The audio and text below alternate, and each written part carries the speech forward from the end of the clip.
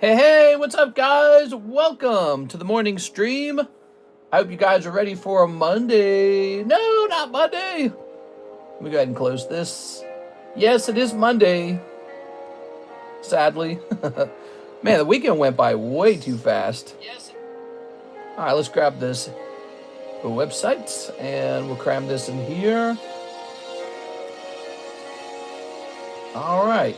Man, I was feeling great till I had breakfast, and now I'm getting a neck migraine. It's that Wegovy, man. It's so strong. I eat and I get punished for eating. It's crazy. So we're starting with the headache. Pretty wild. All right, so I'm going to try and ignore it. Let's see. That's all set up. Let's go ahead and hit refresh on this. Let's get the iPad ready. So the iPad... I love Minecraft music. Yeah, I like it too. Pretty good. Let's see. We're looking for our stream. Doesn't show it yet. Let me hit refresh on the iPad. We'll get our chat opened. Oh, that's not what I want. Ah, there it is. Okay. So we should be able to set up the new chat. How's it going, guys? Happy Monday. Ah, there it is. Okay. So hey. We should be able to set up the new chat. All right, there we go. Good. Now, let's go ahead and advertise that we're live in our Discord server. So obviously there was no Sunday night stream. We didn't do a Sunday night stream, just like usual. I was tempted though, but Karis told me not to. All right, so we're gonna say add here. We're live for Monday morning. She told me to hang out, so that's what I did. I did not sleep well, man. I had like crazy heartburn. There it is. Yeah, this medication's pretty interesting. It really does not make me want to eat less. It just really punishes me for eating. So I'm constantly in pain now. All right, here's Misty's Goldeen. Look at that Dark Charmeleon. He's 2 out of 6. Here's this rare candy Charizard. Here is Inferno X. Oh, and the Red Eyes giveaway. Maybe that should have been in the title. Hold on, wait. Red Eyes giveaway. Hot Charizards, new vintage pack break, question mark? We finished the last vintage pack break. We have to choose a new one. Dang, headaches when you eat. That sucks, mister. Yeah, I get like a neck migraine after I eat food on this like Wegovy. And it's such a small dose too, but man, it's it's painful. Did you get any packages? I got my UPS packages, but USPS has not arrived yet, so I don't have anything from them yet. Usually they're here midday, but I got looks like I got some 151 surprise in the mail from China. So I got some Chinese goods, and I got another Gyarados. I'm a fan of the Gyarados. Look at that Mewtwo, man, that's a good one. That's a good card. That could go into Slab away, $900. That's based off of like recent pricing, actually. So that's a fair price on that card. 9 honeys. What's the best Pokemon pack to buy right now? That's a tough question. I'm not sure, actually. I mean, does anyone know the question to that? The answer to that question? The best pack to open. It's all pricey. I often tell people this: just go after what you want. And don't worry about the price. So it's like, maybe you need to pull the Gengar still from Ascended Heroes. I would just go after him. Maybe you need to pull the Charizard from Phantasma Flames. I'd go after him. Those are both 2 really hot items that if you don't have them in your collection, no matter what year of your life you're in, you're still going to wish you had them because they're so nice looking. But, I don't know. Is it the right time to buy them? Maybe if you wait a little longer, maybe Ascended Heroes drops in price. Maybe. I don't think Phantasma is going to drop. I have a feeling it's not going to drop. That is hard to say, man. You might not have the 151 Charizard. That's going up in price. Yeah, there's a lot out there. So just pick the one you like the most and hope that that's the one that goes up the most in price. That's all you can do. You just kind of hope. Clipworthy, Ascended Heroes, Naruto Tops, Black White Victini, Discord, Mega Subless, Nidoking. Oh, yeah, Nidoking. Wow, well, I did not get a lot of sleep last night either. I got just a little bit of sleep because I had such bad heartburn. I had to get up. I had to get up and I had to like sit up on the couch, and I just kind of laid awake on the couch So man, it was rough last night. We are. I'm not allowed to eat. That's what my stomach's telling me. Let's see. Price-wise, Phantasmal Flames or Ascended Heroes. You win it for a card you want. Open that set. Yeah, I agree with that. Mister, there's a CGC 10 Pristine Mewtwo for $1,100. Are you talking about a CGC 10 Pristine Mewtwo of the kind that we're selling? Is that, you mean this guy right here? Is that what you're referring to? It is. Brother, that is stress. I want it, though. I want to eat less food. And so, you know, I want the effects. But it's like, it's weird because it's not actually suppressing my appetite. So that's the bigger problem. I wish it did, because that would be really useful. It certainly makes me very full, though. All right, let's see. So I think I'm mostly out of slabs to price up. Like, I think I got a couple slabs like this one right here. Looks like that's a recovered slab. We have to find out if it's abandoned. How's it going, guys? Welcome. Happy Monday morning. You guys excited for the week? I'm excited for some Pokemon. All right, let's see. This guy was last here on 9/24. 9/24. That was two years ago. So this is abandoned. Kabutops, Bandai Cardos. All right, here it is. We got a lot of packs on our menu. We got all the stuff, mostly all the same stuff everyone else has. Maybe a couple things they don't have. And there's just plenty of product to go around, man. We got a lot of fresh product, too. We don't mess around with the cheap stuff. We get the high-quality stuff. We do have really nice XY era pack breaks like this breakthrough. And we're supposed to pick out a new vintage pack break. But the problem is I locked all my vintage packs up, so I have to go unlock them. I locked them up for tornado season, so I got to go get them unlocked to get another one. Are you going to get the new Yu-Gi-Oh set? Is it called Yu-Gi-Oh Rarity 5? I think I already pre-ordered it. So unless they cancel my pre-order, we should have it eventually coming to us. Let me jump into here. All right, reminder, Anthony Rodriguez sent you money. Yes, but apparently he did not send it to the right place. All right, how about this Kabutops? So we'll treat him as a 6. How much will he go for? With the Kabutops? Let's see. He's really cool, isn't he? So I do have an announcement. We have a new product, which you can read about only in the extended menu. I need to add it to the website. We have a new product. It's called Shipping Protection.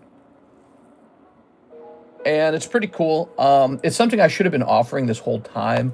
I don't know why I waited so long to offer it. Okay, so this card is $55. Is that right? 55? Yeah, 55. There we go. Shipping protection or shipping guarantee if you wish. Basically, if during the shipping your card goes missing, USPS loses it, I replace it for you. So it's a guarantee that you get your card. And it's pretty uncomplicated. It's $20 per $1,000 of coverage. So it's like if you want to declare your card worth $1,000, which it does have to be worth 1,000 or more to do that, by the way. So if it's like a $200 card, you can't declare it as 1,000 because I'll just replace the $200 card. I'm not going to give you $1,000 of cash. But so, you know, if you got like $2,000, $3,000, $4,000 shipment, you can easily add shipment protection as a guarantee to get those cards. And we do that because, you know, when you look at shipping insurance with USPS, UPS, and FedEx, when you actually read about it, those companies do not like to actually pay out on collectibles. They consider them a limited liability item, similar to shipping money, shipping gold, shipping jewelry, shipping like artifacts. They don't like to actually insure those things. So, you know, that's why we offer it. We're the ones who ship the product anyways, so we're pretty, confident we can ship the item with a lot of protection when we do ship it. And so that's $20 for $1,000 of declared value. Damn, you have tornadoes? How is it to live with that constantly? I guess you get used to it. Yeah, we do get tornadoes.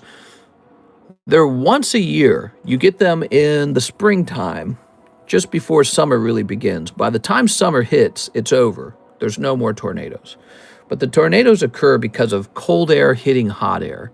So that's why that happens. And there's a big chunk of America that gets hit by tornadoes. So there's a really big chunk. If you live in a colder area, you probably don't get enough warm air to get any serious tornadoes. So you gotta live in an area that gets really cold and really hot, both of those things. And as the weather transitions, tornadoes form. It's basically like a really windy storm. If it's a low category tornado, it's not very dangerous. If you get a really high category tornado, that can be deadly. So just 2 weeks ago, maybe, like 8 people died in a tornado. So not me. Not me. We got lucky. We were in the right place, I guess. Right place, right time. You don't want to be in the wrong place, the wrong time. What's up, man? Red Eyes? Yes, Red Eyes Black Dragon. Is that right? That his name? Let's see. Where'd he go? The Mark giveaway. Here it is. So we have it right here. Red Eyes Black Dragon. I tell you what I'm going to do for the Monday stream. Anyone placing an order today, I'll jump you into this giveaway, okay? So that'll be a bonus for today's stream. We also have this binder break, man. This binder break's going number 11. Mr. Oscar's in there. And I think I'm supposed to add yet another card into this to make it a little spicier. What should I add, you think, huh? Wonder what I could add to this. Let's put this back. That's kind of the idea of the binder break. We make it a little warmer each time. Let's see.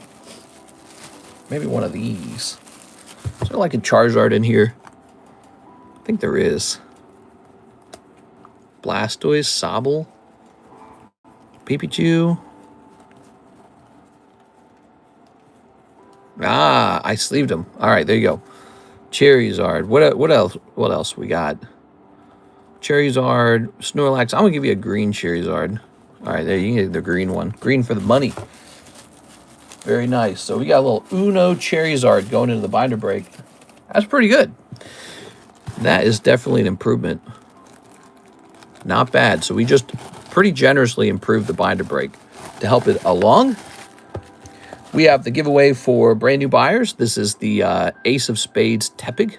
We like giving away new cards to new people. And I suppose what we could work on today is repricing the pricey slabs, finally. You guys ready for that? Because when we're done with that, we're ready to move back to the A box. So I think that'll be what we work on for today is repricing the pricey slabs. Looks like we already had a couple pictures in here. Oh, consignment pictures, including that $2,800 Absol.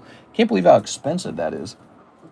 Now, to get this started, I suppose what I'm going to do, I'm going to start moving all these slabs over into the rotation box. So that's the first step. These all got to go in here. A lot of slabs, a lot of money that means. Tempting, you know, to send these off to the PSA vault. I got to say, the PSA vault just gets stuff sold. That's because they're just listing it on eBay. But, you know, it sits in the PSA vault, and then it's not in my room anymore, and I like that.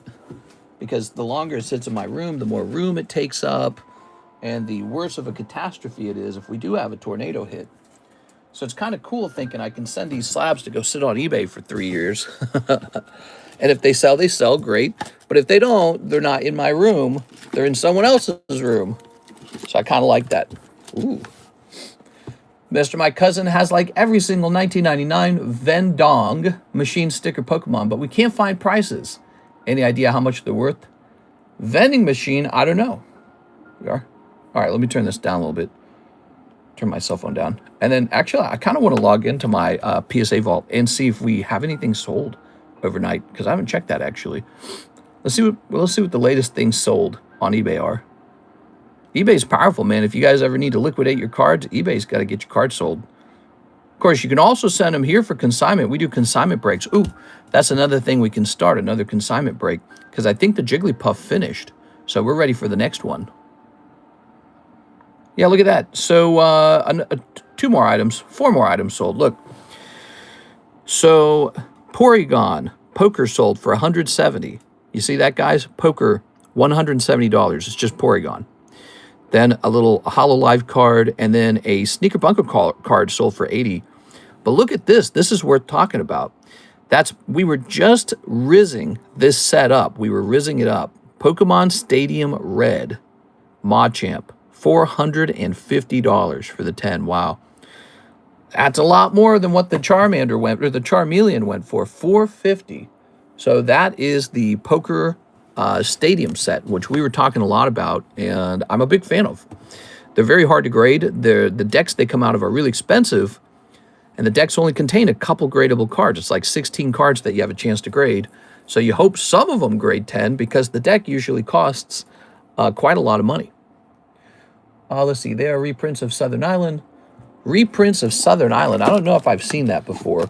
Oh, here's a nice Gym Break. Here's a nice Sylveon. I know you guys come here to talk about the news, and I know you come here to see packs getting opened and to maybe open some packs yourselves, but you also come here to see what kind of cool slabs we have on the table and what kind of breaks we got going on. So we got lots of stuff. Feel free to ask any questions you want. Let's go ahead and begin repricing the pricey slabs. Here we go.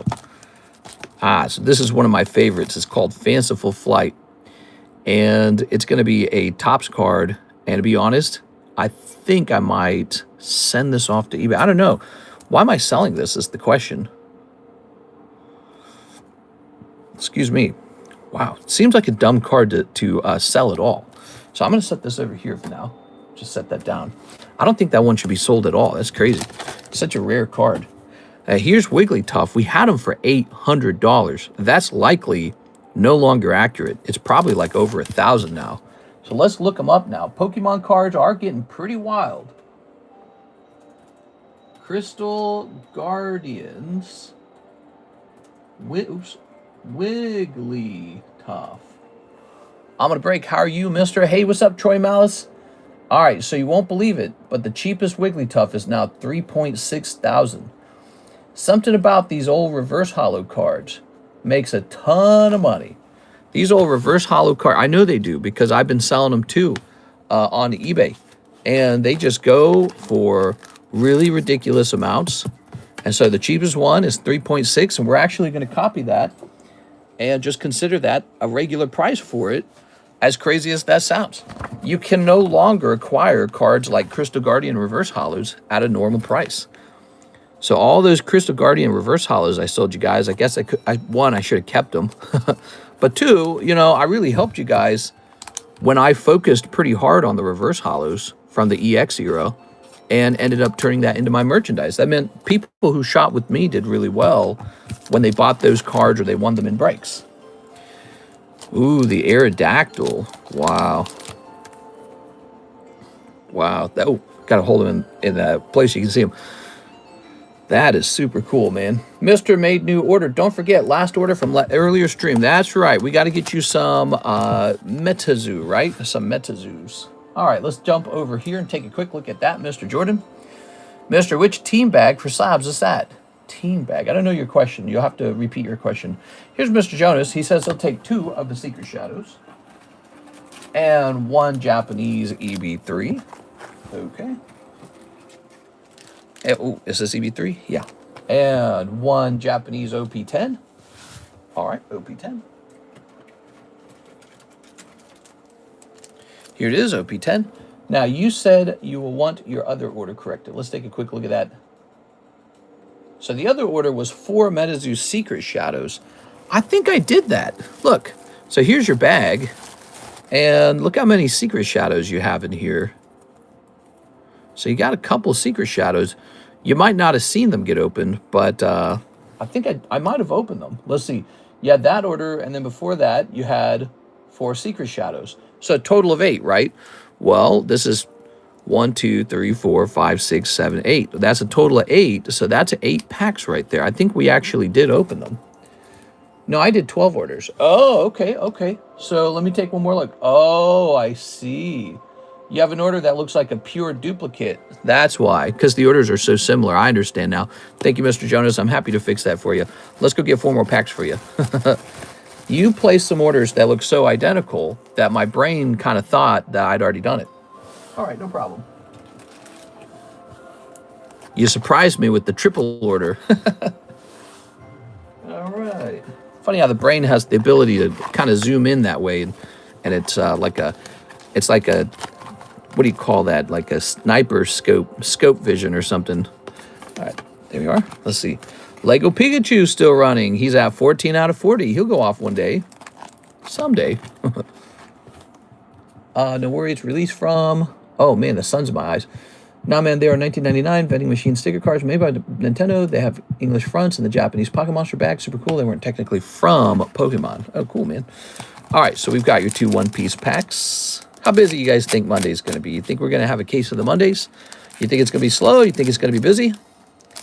We are. It was a pretty extreme week the last couple weeks, I feel.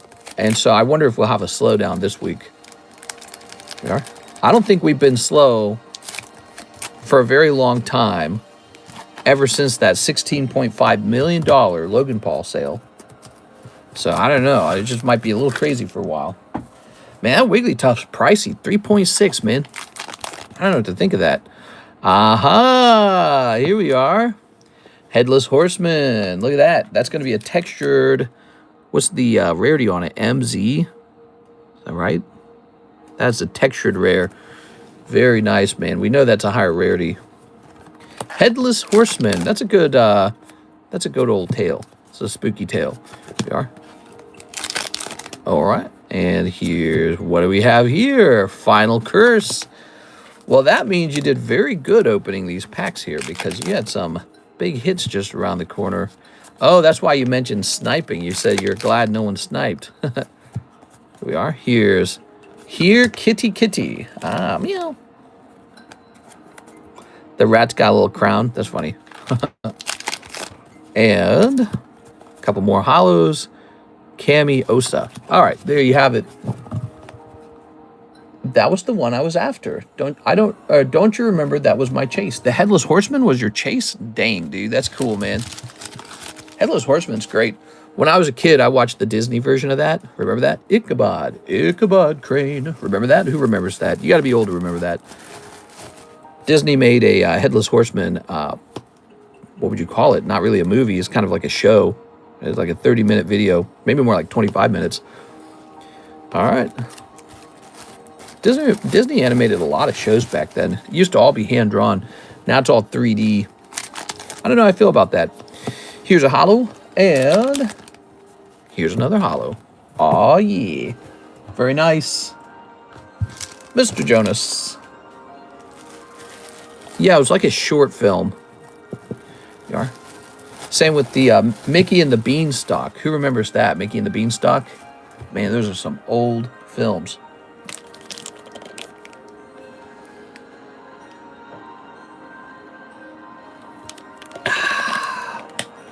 Look at that cheap Wigglytuff.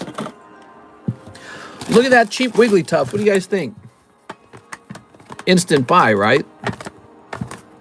Instant purchase. Somebody might buy it. Probably not. Actually, I probably ought to get this listed on eBay. It probably would sell on eBay. I'm not kidding.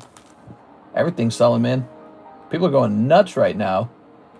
Mr. Jonas, we're going to get you on that giveaway. I said that we would put people who placed an order today on the Mark giveaway. So we're going to get you right on there, Mr. Jonas.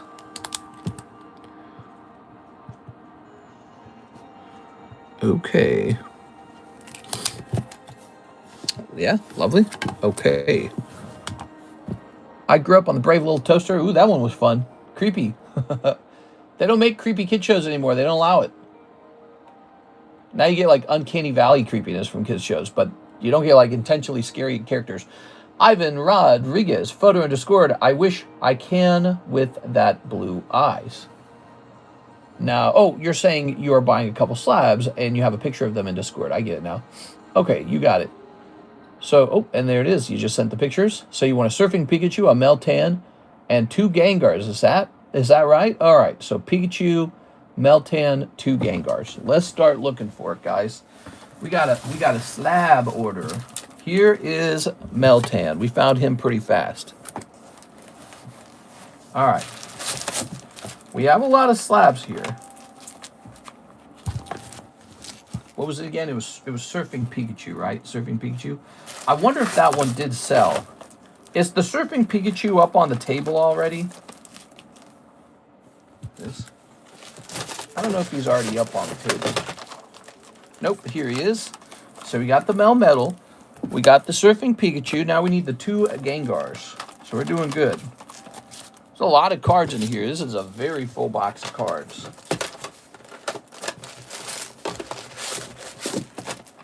Let's see. All right, there's some really good cards in here. I'm telling you guys. Even though they're 8s and 9s. Now look at this one. Holland Phantoms Magikarp. That's pretty serious business. I'm sure that's like $10,000 now as a 10. Who knows how much it actually costs. It's just insane what Pokemon cards are doing. This weekend, things didn't slow down.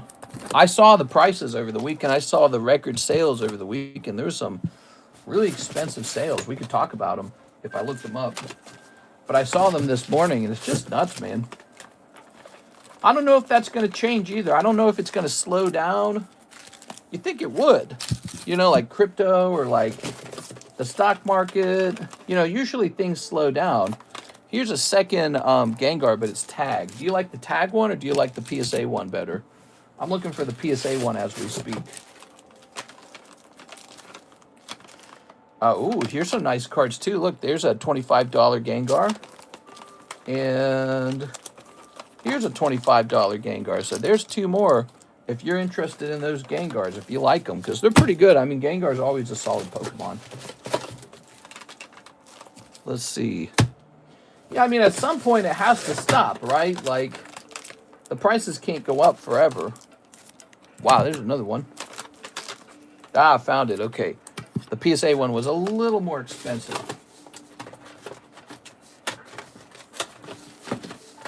All right, let me just put these back in now. I think it's got to slow down at some point. But, you know, you just see little cards like that. Wow, the table is so red right now. Why does it do that?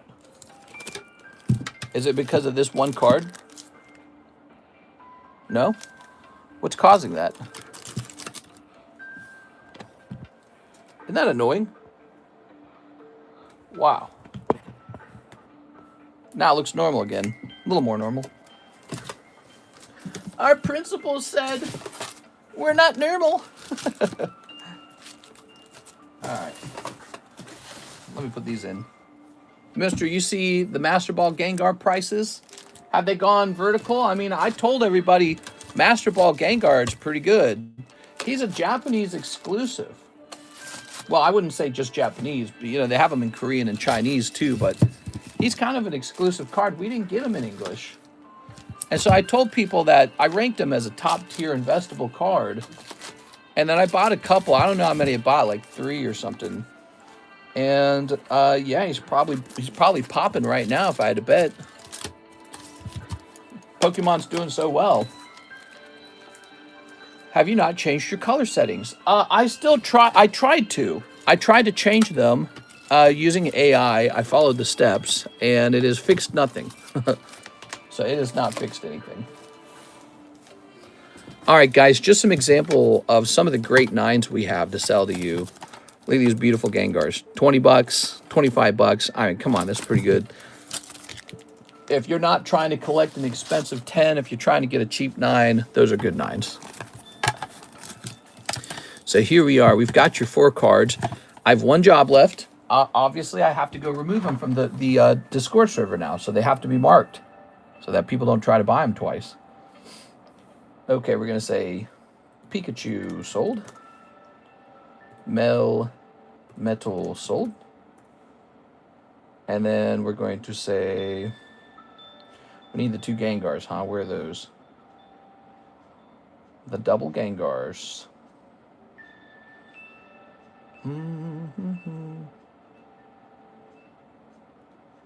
Are they way up? Oh, there they are. Oops. No, I don't want this. Gengar sold. Gengar sold. Did that update? Good. All right, we're done. Killer neck headache. Master Ball Japanese is exclusive. That's right. That's right. That's what I was saying at the time. Of course, you could pretty much say anything back then and you would have been right. you could have been like, oh, you should buy this, you should buy that, you know, and it would have been correct. Okay, Ivan Rodriguez. Ivan Rodriguez. How's it going, Ivan? Happy Monday. I hope you're having a nice time. Rodriguez. Ivan Rodriguez. Okay, Ivan, I can only imagine your slab collection. Here we go. Haha. Yeah, actually, he must have. I'm take the other two $20 Gengars, Mr. Hollowing. Oh my gosh. I should have kept them out. All right. Let's see. I did not expect that. Ah, they're there. They're right on top. That was easy. All right. Very nice. So if he's doing that, well, I'll wait for the payment to come through to confirm it. And then what we'll do is we'll remove those from the Discord server as well. We're going to get you on here, Mr. Ivan. Thanks for placing an order today. Everyone who's placing an order is going on here today for this Monday stream. All right. Ivan, you're on. I did send the message. Damn, you were fast, Ivan. Let's see. I'm going to hit refresh, and we're going to click on this. Joshua Whipple says, let me get 2 Poke Shuffles. Joshua Whipple. Mr. Whipple. All right, ready? Mr. Josh. 1, 2, 3. You could pull a $100 card here. Let's see what happens. That's how the Poke Shuffles work. Nah, but those are going to be 2 cold ones. Sorry, Mr. Josh, but let me get you onto that giveaway slab. Here you go. Oops.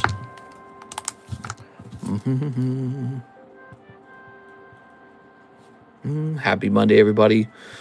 Oh, the Monday blues. Oh, Monday. What are the odds on the Poke Shuffles? It's kind of like an aggregate odds. The worst pull you can pull is probably like $10-ish.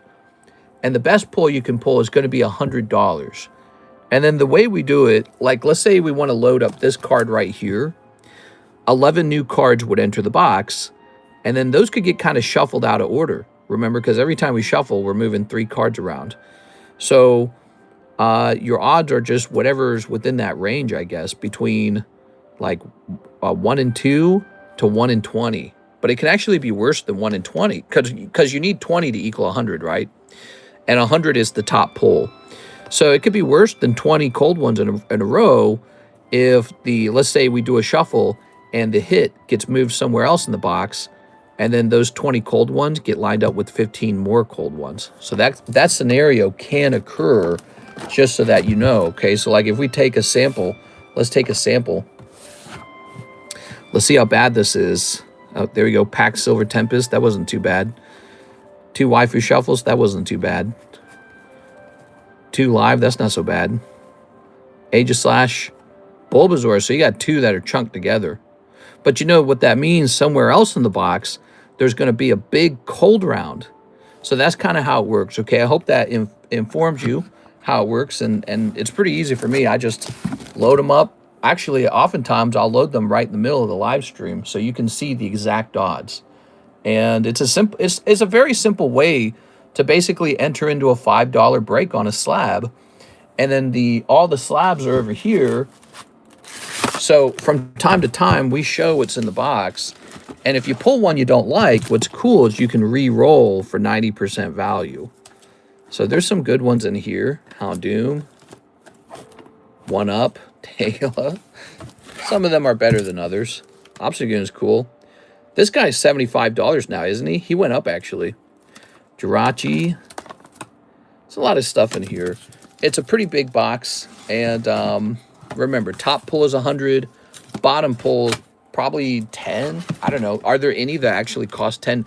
Usually, they're not. Usually, they're never cheaper than 25, to be honest. And that's because...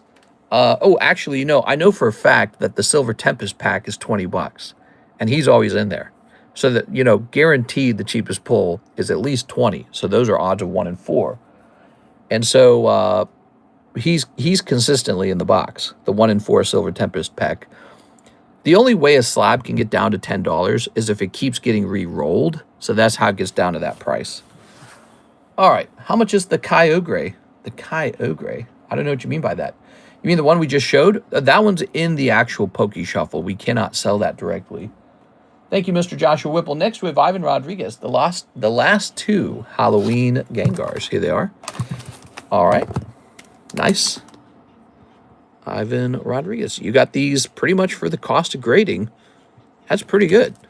I mean, I could see you selling these for $25 at a card show pretty easily. They could go for more than that one day.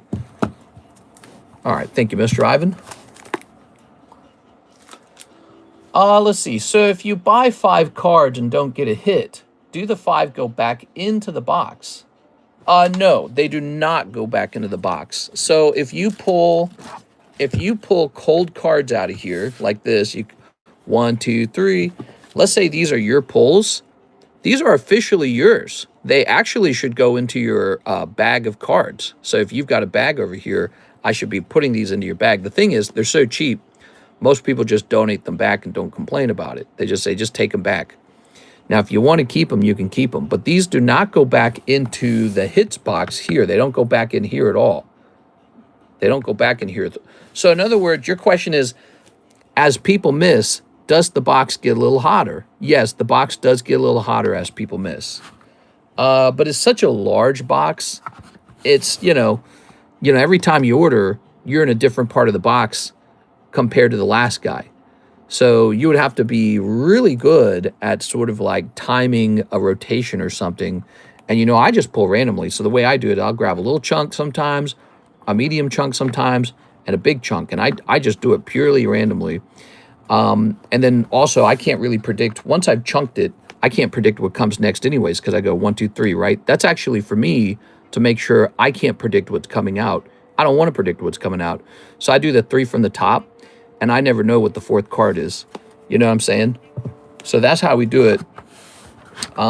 It's a really nice system. We've handed out a lot of slabs this way. And as you can see, there's a lot of cards in there. So it's just very dense. There's a lot that can happen in the box, and it's shuffled each time. And when it starts to, like, look at all these cold ones. When a lot of cold ones have come out, I start putting fresh hot ones in to keep the box entertaining and to keep it very full. All right. Same with the live customs, by the way. These work on the exact same principle, but they actually have booster packs. The reason for the booster packs is so that I can actually put, like, bonus hits in them. Like we do poker cards, for example. Those are pretty good, actually. And so you might miss a slab, but still pull a really good poker card that if it grades 10, it could be worth like $100 easily. But those are the live customs, and they cost $25. They work the same way as the Poke Shuffles. There's no difference. But the cap is, the top pull is like $300 or something like that, or it might be $400. So you get a bigger scope on what you might be able to snipe. Live customs and Poke Shuffles, they're very popular just because people know that they're going to find out if they got a hit or not right away. Compare that to one of our breaks. So you can jump in here, the Dark Charmeleon, for $40. This is a higher commitment, and you don't know the outcome until it's full. So you have to wait. And people are impatient. They don't like to wait. By the way, these are pretty great breaks. I don't know if you guys have noticed it, but we got 3 Charizards running. It's Charizard week. By the end of this week, when Friday rolls around, somebody will have had like 1 or 2 or maybe all 3 of them. That's how it kind of works. Oh, it said that my package just got delivered. Maybe we got some mail right now. So, by the end of the week, this one will probably go off first. He's the best one easily. First edition Dark Charmeleon is vintage Team Rocket, and he's only 240. That could easily change on eBay. That could go way higher than that. So he's probably the first to go off, in my opinion. All right, so let me hit refresh. Not much working. I want to take my son so he can learn to trade some of his pulls for cards he wants. Can you show what's in the live customs? Yeah, I'll do that real fast. We have a pretty short line right now. It's Monday, by the way. Happy Monday, everybody. Let's show off the live customs. So live customs can have cards in there that are pretty expensive. And if I recall, there's just one big card in there for the chase card. And it's this guy right here, Rayquaza. And we priced him to be $400, by the way. I should have written that on the card. So this is the chase pull in the live customs. It's a $400 card. That's how we priced it. Okay. All right. Really nice. And here you can see we've got a vintage Topps Machamp. We got the Beedrills. We got this beautiful Charmander. We got a Rayquaza. You guys see a lot of cards like these. Here's a Mewtwo, surprisingly expensive. Here is a 10 Gengar, which are surprisingly expensive. Here's a nice Hidden Fates Eevee. Here's a Dustox and a Beautifly. These are grouped together as one item. It's pretty neat. Here's some more Gengars. Obviously, I'm a big Gengar fan. This one went in a little bit cheaper. It's probably worth more than that now. Here's a cool card. This is a double-sided Spider-Man card from Magic the Gathering, graded 10. So, and if you don't like it, you just re-roll it. Here's Sonic the Hedgehog 10. Here's a XY Latias, Raikou, Roaring Moon, Dark Marowak, Holographic 8. That's pretty cool. Here's a Tentacruel 10. That's a Topps 10. Anytime you see those Topps cards, that's a pure vintage card, you know. Here's a Poker Pikachu. Here's a Glaceon Altart, Jumpluff, Scissor 9, Darkrai 10. Two of these Halloween Pikachus. But look, they only went in for 75. So they're probably $100 cards, but they went in for 75. They didn't go in for much. And then we've got another McDonald's Pikachu, Arceus, Classic Mewtwo, really nice, Gengar and Zapdos. And then here is a Poker Ho-Oh and a Master Ball English Leafeon. So there you go. I'm always looking for something to add to these boxes. It's tough, you know, because you got to find a balance between having something for sale on the table and having something that's cool to put in the box. But there's a mix of like maybe highly desirable cards and maybe cards that maybe aren't as desirable. This guy's clearly very desirable. If you pull this guy for 40 bucks, you're going to jump. You're going to be clapping. This is fantastic. Just a beautiful, shockingly beautiful Rayquaza. So that's the live customs. Thanks for asking about those. We've been selling the live customs for 7 years almost. I think it's a little more than 6 years we've been selling those. When your wife wants the Dark Duck Trio, but all you have is the light Cutie Fly. That's right. Oh my gosh. All right, Pat Gibbs, you are in fact next. One for the trade slab and one Pokey Shuffle. That's right, we have a new trade slab, everybody. McDonald's Pikachu went up again. Yeah, I heard about that. Well, I didn't hear about it, but I noticed it because I was researching prices while I was not sleeping this morning. While I was wide awake with heartburn. Here's the trade slab. Oh, yeah. All right, Pat Gibbs. That's 1 out of 5. This is the trade break. It's a $5 break. You can just buy in for $5 if you want. Or you can get rid of the junk in your bag to take a spot in the break. That's how the trade break works. Very simple. Now, one Pokey Shuffle for Mr. Pat. Here you go, Pat. I have so many from you. Of the Pikachus, right? That's cool, man. Yeah, I was kind of selling them cheap just to let them go. So you got a couple, and, you know, if they go to the moon, that's a great thing for you. You got 9.5, so those are nice because those can convert into 10s pretty easy. All right, good luck, Pat. All right, see, so Pat misses. That's his card now. That Kangaskhan belongs to Pat Gibbs. He can have it. You just tell me put it in your bag, but I'll put it back here for now if you don't want it, okay? So that's what we do if you don't want it. All right, Pat Gibbs, let's get you on the Red Eyes Black Dragon. We're doing that today. We're handing out spots on the giveaway for people who place Monday orders. Monday! Well, I can't believe I found you. You just bought a bunch of Topps cards for me on eBay. Did I? Did I buy a bunch from you, or did I buy one expensive booster box? Wait, let me check my eBay. I should just be able to see, because your name looks familiar. It looks like that's your eBay name. Let's see. Yeah, I've been wiping out the Topps market for a long time. Okay, you're Mr. J.T. Shee.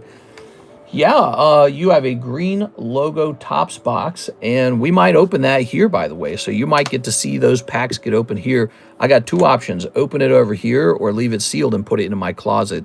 How many do I have in my closet? I can't even see it. My closet is hidden. I probably have like 6 of those boxes in my closet. We've opened a lot of them, though, so I used to have more than 6. And that's just the Series 1. I keep 4 boxes of the Topps the Movie 2000. I got 4 boxes of that in my closet. So I got quite a few of the vintage Topps box. I find them, can you put me in your closet? Now I'm in the closet, too. I'm a big fan of them. They're cool. They're vibrant. I wish Topps would announce another Pokemon set. I don't think they're going to. Do you? It would be nice, but I don't think they're going to do it. Here's Ivan Rodriguez. The last two. Oh, I already did that one. Wait, let me hit refresh. JT the Plug. Bring out the snakes. JT's Gaming. Come buy some cards. Haha, check the description.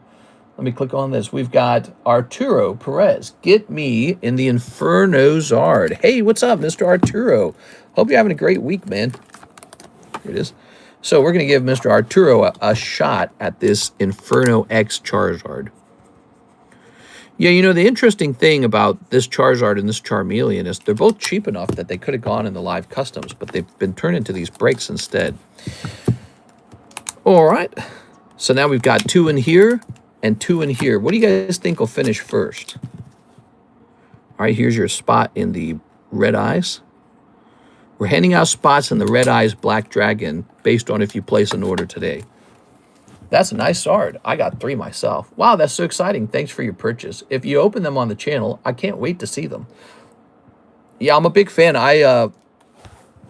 We have opened up some really interesting Topps cards. Let me show you a Topps card that we've just sold recently that we pulled ourselves. So this Kadabra, he's not done selling, but he will eventually finish. Basically, I've done a Poke loan where somebody pays it down over time, and that is a very hard to obtain PSA 10. It might come from that green box. I don't know if it does. I think the green box might be teardrops. I'm not sure. But it's almost impossible to get 10s on these. They usually stick or some other problem. You know, even if they don't stick, they have just all these manufacturing problems. They still need perfect centering. They still need perfectly sharp edges, which is so hard on square cut cards. They still get print lines. So this one managed to get a very rare 10. You can see he's pop 15. And by himself, he sold for $1,070. This just came back from PSA like 2 weeks ago. That's a big deal, you know. Stuff like that is a big deal. That's what makes it possible to take a gamble opening up a vintage booster box. Mister, I made a small order again before. My question, what do you recommend me to open next? Says Mr. Jordan.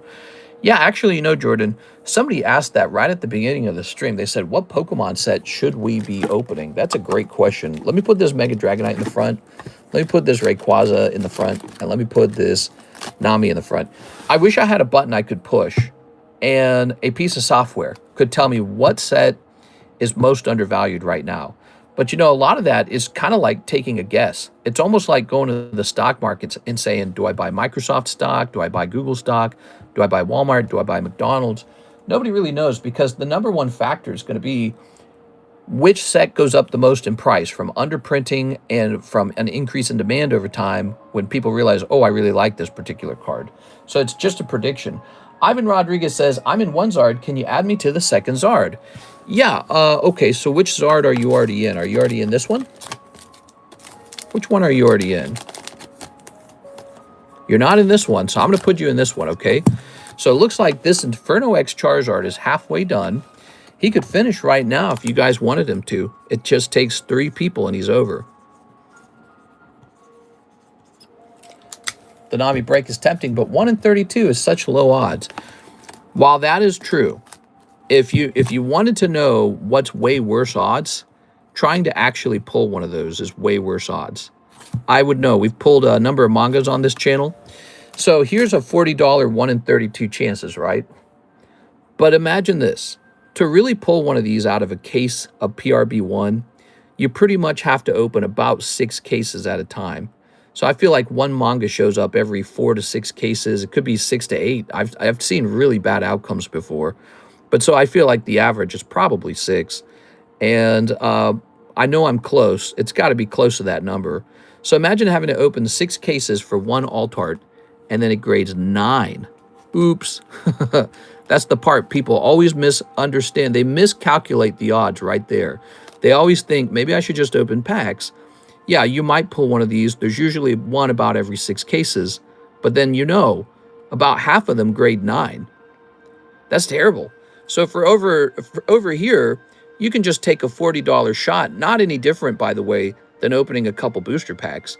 You can take at least a $40 shot and actually have much higher odds at this RD10 Nami compared to actually naturally pulling her. So as terrible as that looks, these odds are way better than booster pack odds. People just don't understand that because they don't ever, you know, pull out a calculator and see how bad the odds are. But we like to explain that with the breaks because it helps people understand why mystery packs or mystery slabs are doing so well, why, you know, the live customs, the Poke Shuffles are doing so well, why our, you know, our breaks right here are doing so well. Some of the best parts about our breaks, you can see the exact odds right in front of your face, $40, 1 in 6. And then we actually do it right in front of you. So, you know, when you buy from a place that has it like digitally, whether it be GameStop or whether it's some other, you know, openpacks.com or whatever it is, or it's something at Walmart, they can claim what the odds are. Usually they won't, but they can claim what the odds are. And then they don't actually have to honor that because there's no way for you to ever tell. So what's even better about our system, not only is it low odds, or I should say good odds, meaning you have a very high chance of pulling the card. Not only is that true, but you get to see it, evidence, right in front of your face. It's pretty good. You have to have a host to do that, by the way. That's the trick to all that. You have to have a host. All right, so, and I am the host, and we've been hosting it for 7 years. Here's Mr. Javier, one live custom. All right, let's see if Mr. Javier gets lucky today. Oh, yeah, look, so we have this beautiful Rayquaza for sale. He's our last one. We already sold one, and the other one went in the live customs box. Find out why they got 9s and send them back. Good morning, everyone. I woke up and saw a beautiful volcano, and when it exploded, it was a sight to see in my toilet. Oh, yeah, the Philippines also had a volcano erupt. Did it really? 1, 2, 3. I know Hawaii. Didn't they have a volcano erupt? There we go. I know a piece of news that was pretty big. No luck on this one, Mr. Javier. I'm sorry, man. I know some news that was pretty big. It's looking like the Trump administration might charge Tucker Carlson as being a spy of foreign aid. Did you guys hear about that one? That's pretty crazy. We are. Here's Morgan D. John. One Waifu Shuffle. Morgan D. John. I don't know if you guys heard about that, but that's pretty wild stuff, isn't it? All right. Miss her. I think the joke went over your head. You got to read the last part. I read it. I just didn't laugh. I choose not to laugh. It's a poopy joke. All right, here goes. Boom. We've got one girl card, but it is not a hit. I'm sorry, man. That is for Mr. Morgan D. John. I'll get you guys on those giveaway, the Red Eyes giveaway, okay? Let's do that. So that's how we're doing it right now. Javier. Number 18. Morgan D. John. All right. No luck, no luck, no luck. We're looking for some action. Here's this lovely lady. It's a very saucy waifu card for the waifu collectors. We don't always have a waifu break, but today we do. Here's the other Mewtwo. Did you know the first one sold outright for $60? So here's a gym break for a lovely Mewtwo 10. It's a $30 buy-in. I like to watch tensions rise on my Shrek TV. Did you do my small Halo Nikkei order yet? Not yet. We still got to do that one. Here's... It's actually probably your turn right now because that was the end of the queue. Times like these, I just watch more anime. All right. Okay, Mr. Jonas. He's got one Nikkei pack, first edition, and one Upper Deck Halo pack. All right. So let's find that Halo pack. He's going to be over here. Uh-huh. And one Nikkei first edition. Where's that going to be, I wonder? Here it is. Good. So this is for our friend, Mr. Jonas Gordon. You ready? It's never ogre till it's ogre. I love when Halo packs get open. Aren't they cool? Halo's a powerful brand, man. Doesn't it feel kind of like Xbox and Microsoft have severely underutilized the Halo brand? Doesn't it feel that way? Like, they have one of the best sci-fi space shooter brands in all of history, and they constantly just release games that just kind of, you know, what would you say? They just kind of fizzle and die out right afterwards. Halo 4, Halo 5, Halo Infinite. None of them were like blockbuster hits as far as I can tell. Meanwhile, The actual Bungie team was busy putting out Destiny 1, which was a big hit. It made Destiny famous, showing you that that original creative team really had what it takes to make something. Destiny 2, maybe not so much. I think things got kind of messy with Halo 2. Now they've released Marathon. I don't know how well Marathon's going to do, but maybe it will do well. It looked kind of interesting. Wow, look at this. You got the Mauler. That's so cool, man. They should have stopped after Halo 4. Something, I don't know, man. But you know, when you would play Destiny, Destiny had all these modern ideas. Like they had like raids, and they had nightfalls, and they had you know, the PvP was pretty cool. So they had a lot of modern ideas in their game, and the new Halo just didn't. They're like, remember Halo? That's their whole spiel. Their whole trick when they make Halo is remember Halo every time. And it's like, yes, I remember Halo. I do remember it. Yes, I do. How about you make something new? You know, why don't you give us a new, maybe like a horde mode or something? I don't know. Give us something new, which I think Halo in the past did have a horde mode at one point. Here we go, the pack split breakthrough. I don't remember which Halo that was, but that was an older Halo. And, oh, that isn't sold yet. I'm surprised. The Pheasantipity. I know some people are looking at that one. Look at that Bulbasaur. Check the bail, mister. Yes, I shall check it. Mister, I need a survey to be filled out by a lot of people. Could I set up a medium-sized giveaway for this? You need a survey to be filled out. I think in order to do something like that, you should contact me in Discord and tell me exactly what you're planning, okay? Because talking about it live will be too, like, my brain won't be able to make a great decision about it. We have Mr. Andre Olivier next. He says, Korean Inferno X, a full box, 30 packs. Let me go get it. Okay, a whole box. Oh, I don't have to stand up because I have it right here. How nice is that? Mr. Andre. Hello, Andre. It's your turn next. Okay.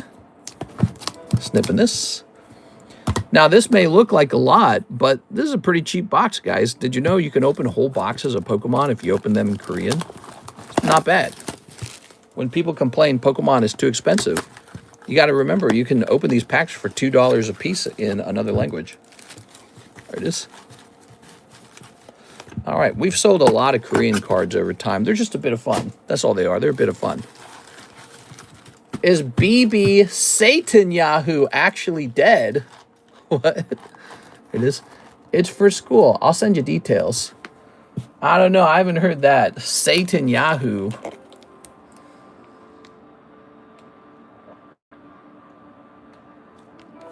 .343 killed Halo. Did they actually? All right, you ready? 1 little, 2 little, 3 little snips. 4 little, 5 little, 6 little snips. 7 little, 8 little, 9 little snips. 10 little snips on the table. Sneep. All right, Andre, you're going to pull an easy Charizard out of here. I can feel it. I can sense it. I can smell it in the boosters. Last round. Sneeping that. All right, there's some pretty serious hatred toward Israel right now. What do you guys think that's about? Here it is. I noticed, like, there was the whole Palestinian war. I don't think that made them popular with anybody. And then there was, what's that guy? Oh, man, I'm blanking on his name. It starts with an N. Nick Fuentes. Then there was, like, Nick Fuentes and Kanye West. Nick Fuentes and Kanye West were kind of openly anti-Semitic. And I feel like that was probably really the beginning of it all. I feel like that's when it all kind of started rolling downhill, you know, snowballing. And now we're in this Iran war, and it seems like Israel wanted this as well, right? So there's that feeling of maybe, oh, well, we're just doing it because Israel owns the United States, or Israel owns Donald Trump or something like that. So I noticed that there's a lot of anger, man. Here's Ludicolo. I feel like it's a cover-up for the real world leaders ruling the world, etc. LMAO. Why does everyone want to kill each other? I just want to collect cards and chill. That's true. Here's Lopunny. Here's Toxtricity.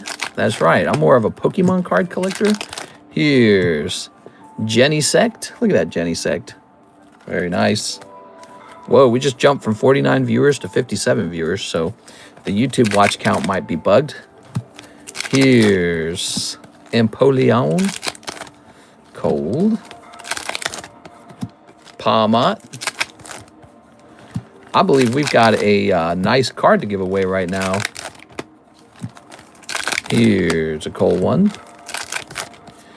We got Dugong. There's no laws against the Pokemon, Batman.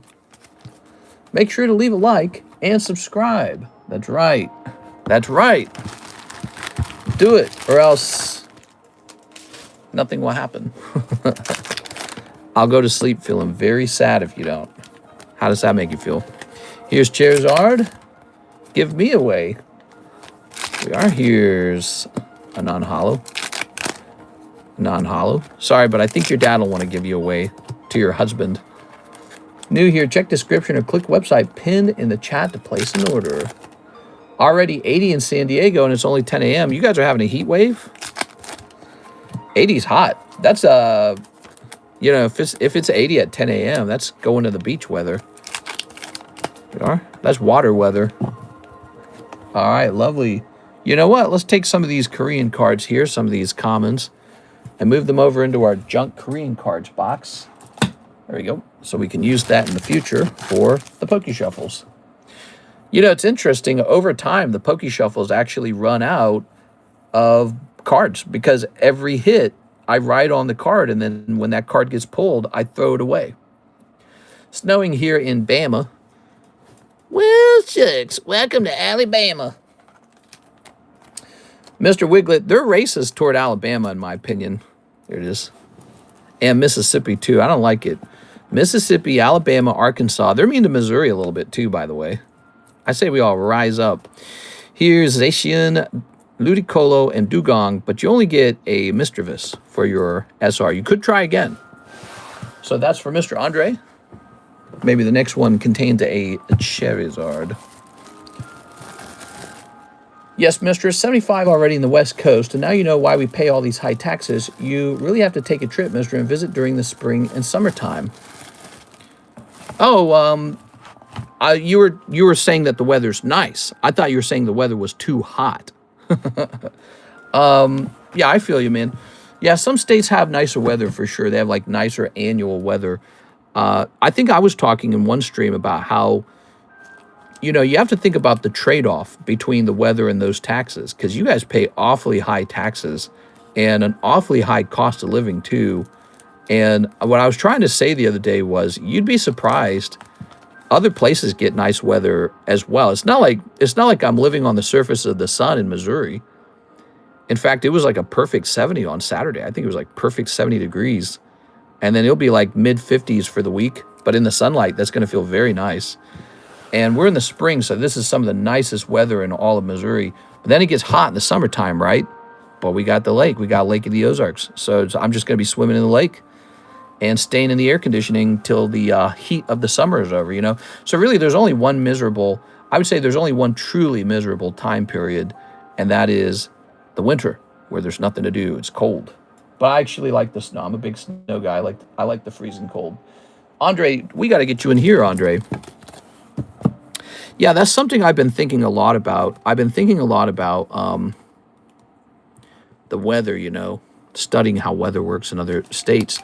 And I'm just curious how many people ever travel outside of their state to test the weather in other states, you know?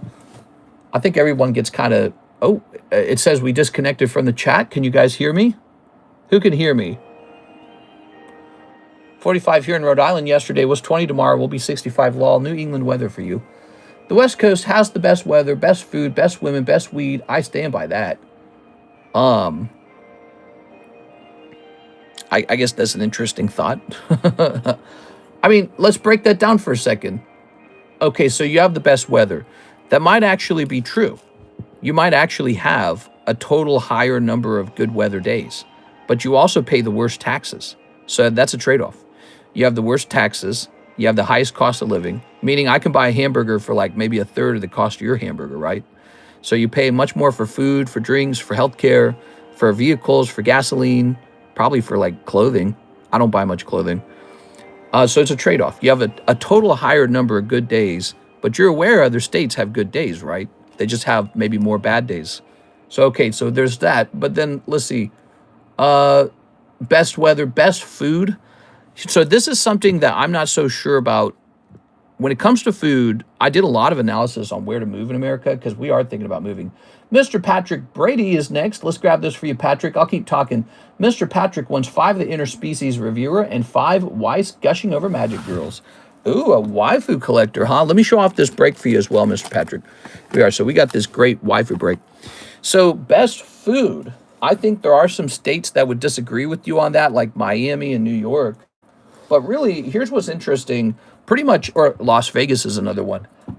Any major city has the majority of the same food. Do you know that? I know that because I've researched it because we were trying to decide on where to move. So it turns out the vast majority of food genres, Asian, that could be like Japanese, Korean, Chinese, Laotian, whatever, Filipino. There's Asian, there's Indian, Middle Eastern, African, Mexican, Latino, all these different food genre types. They generally always exist in every major city.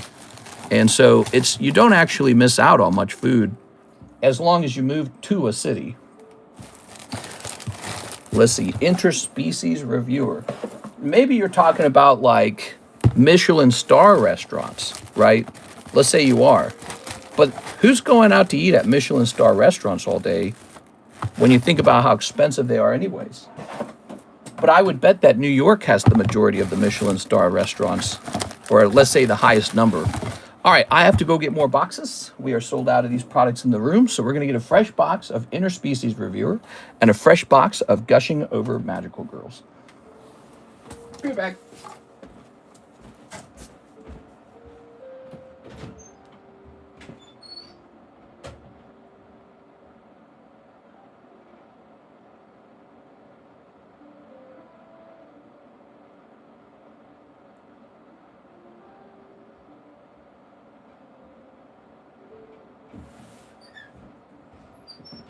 All right, here we go. Here we are. So, there it is. It says we disconnected from chat again. What the hell? Fresh boxes for me.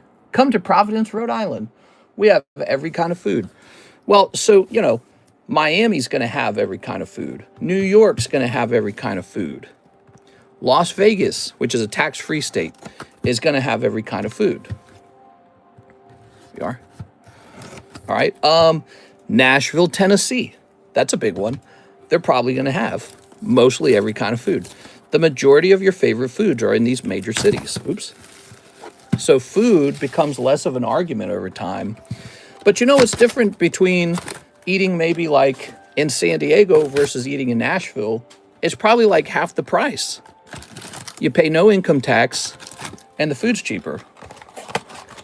Because people don't have to be paid like $25 an hour to work in Nashville. So the lower cost of labor means cheaper food. That's what it turns into. All right, let's see. Cheaper houses. Everything's cheaper. You said you have the best women. That's a very interesting and subjective idea. We are. All right, here we go. I think that maybe you mean like you have the top OnlyFans models or something. Like what are we talking about? The women you want to marry? Does San Diego have the top women that you want to marry? I've heard some tough stories in places like New York and San Diego because people go there because they're very competitive or they're already very wealthy and they don't really live, let's say, an Amish lifestyle with traditional values or anything. We are. You know what I'm saying? So you're not going to get a conservative girl for the most part in those areas. So maybe if you're a certain kind of guy, where you just want to go to like the nightclub for the night and see the hot girls. But if you're wanting to settle down and have a family, you know, it's nice to meet a girl who's still very pretty and smart and just has very normal attitudes toward starting a family and growing old together. Do you see what I'm saying? See what I'm saying? So it's a subjective idea that you have the best women. That's very subjective. It depends on what you're looking for. And it could be true that the women generally are prettier in your area. I'm not so sure. It's a tricky thing. I'm out in Lake of the Ozarks. There's some really pretty women out in Lake of the Ozarks. There really is. Lake of the Ozarks is German-Irish, and it's almost entirely German-Irish. There's not a lot of immigration into Lake of the Ozarks. It's not that diverse. Missouri was a German-Irish settlement, and places like St. Louis became very diverse, but the rural parts of Missouri are not that diverse at all. So you just got these sexy German-Irish girls out here, like redheads and blondes, and they're not very snob. They don't have a lot of snobbery. Here it is. It's not horrible. But, you know, the question is, where would you like to try and find a wife, I guess? And I would say the girls out here would be probably very normal. They're not, they don't have very high expectations about your income. They're not like, well, my man needs to make $200,000 a year or $300,000 a year. That doesn't really exist out here. Maybe it does, but most women out here, most girls are going to have, most girls are going to have pretty normal attitudes about family and relationship because you're living in Missouri. It is. And your competition might be different too. You're just competing against pretty normal guys out here. I don't know what your competition in a place like Miami or San Diego looks like, but I bet it's fiercer, you know? So you could come out here and just have like a normal girlfriend.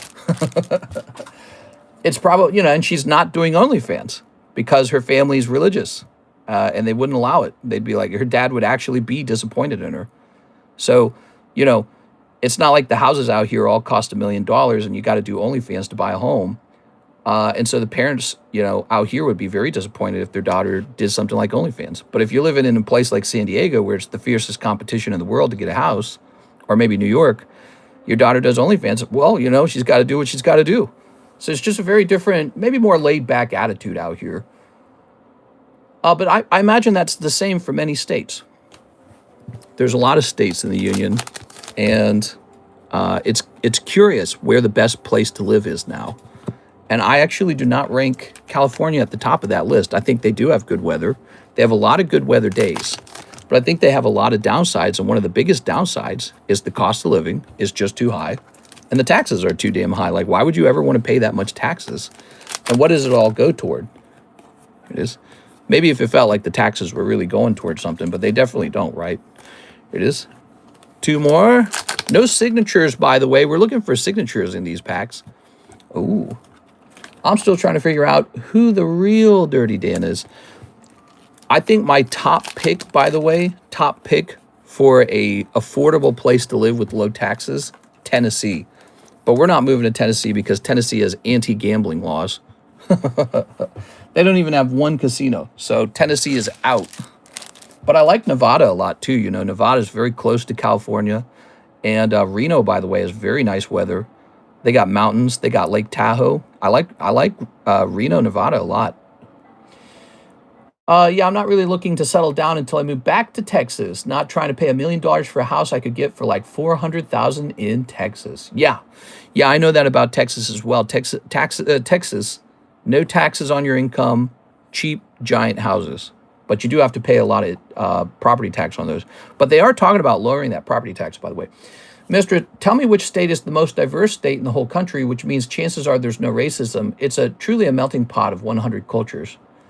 That's an interesting subject too. So maybe we have different perspectives on that. So for you, maybe the melting pot is the good thing. For me, I don't really care if it's a melting pot or not. For me, low crime, cleanliness, having some nature, having like a feeling of maybe like a community is really, it cares about what happens in the community. Those are all things that I value. And I think in places where it's too competitive and everyone's coming from a different like in group or tribe, I think it becomes a place where you just struggle not to pay for things. And so when you're in Lake of the Ozarks, it feels like everybody's part of the same group and there's a certain cohesion. And it feels like you could actually make an impact in the community out here. You really could, because it's so small. So maybe there's different priorities on what you value, but the melting pot idea itself, one Filipino, one Chinese, one Honduran, one Cuban, one, you know what I'm saying, one Nigerian. Who cares? It's just, that's not what actually makes a place good to live in. Low crime, affordability, cleanliness, and some social cohesion are more valuable to me. All right, that's Patrick Brady. Mr. Patrick, I'm yapping over here, Patrick Brady. Let's get your bag. Thanks for the order, man.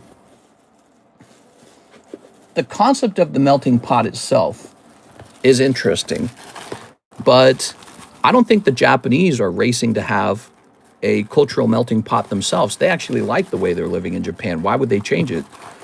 You know, their women can go out at 2 a.m. in the morning at night and dance around and make TikToks and not worry about being set on fire. They're not going to get kidnapped. They're not going to get shot. There's not some creepy dude trying to sell them drugs or something or following them for the most part, since they are the safest, I think one of the safest countries on earth. So, you know, they probably value that a lot more than how their country rates as a melting pot. And so those are some really interesting ideas.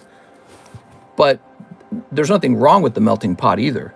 It's just like if you're living in an area of high theft or high crime and you say, but look, we're a melting pot. You know, it's funny. It almost makes the melting pot look bad. It doesn't make it look attractive. But if you said, look, we have the safest, cleanest place in America. And I was like, wow, that's a melting pot. And it's super safe and it's super clean. Then I go, oh, I love melting pots. You know, mister, can you put me in the red eyes? Yes, sir. Let me get you in that red eyes. Here you go. Spot number 20, Patrick Brady. So this is going off, guys. This is a fun conversation we're having about where to live. I'm in Missouri, but we're probably going to move out of Missouri. We found out that the tax-free status wouldn't actually kick in until 2032 anyways. All right, here goes. Landing on 16, Arturo Perez. Sugar Spice and everything nice. You talking about the Powerpuff Girls? No. Hey, that's Arturo. He just pulled this. Where's Arturo? Is he listening? Honestly, lived in many places myself. I wouldn't live anywhere else, but SoCal can't beat it. All right, let me get a sleeve. Here's a sleeve. My parents originally did live in California. That's where I was born, actually. I was born in California, but they never went back. I know that. Perez. Very nice. Maybe they should have. Maybe their house would have gone up in value a lot more. Okay. So they lived out there for like 6 years, I think. All right. I'm hitting refresh over here. My pretty dragon. Gone. All right. We have an order from Mr. Andre. He says the Nami break times 1 and 2 boxes of Korean Inferno. You got it, man. Mr. Andre, look at this big order for you. Loving it. Andre Olivier. Very good. All right, and we're going to go get, let's see, we're going to go get, where is it? Haha, the manga card. And put it in the front. And now let's go toss you in there. It's at least an interesting conversation. I kind of like having space away from people, too. That's another thing. So if I ever lived in a place like California, I wouldn't want to live in a crowded neighborhood. I'd want to live in a place with, like, trees and a yard between everyone. 1, 2, 3, 4, 5, 6, 7, 8, 9, 10. I saw some of the houses I could actually afford out there, and they're all like these little crammed homes. I'm like, oh, man. Like, you're going to hear your neighbor? Oh, geez, dude. It is. I like the isolation to a certain degree. It's very nice, very peaceful, very private. I mean, typically when houses go really expensive, go up in price, they become more private. Isn't that interesting? So somebody values it. All right, let me get 2 boxes of the Korean Inferno X's.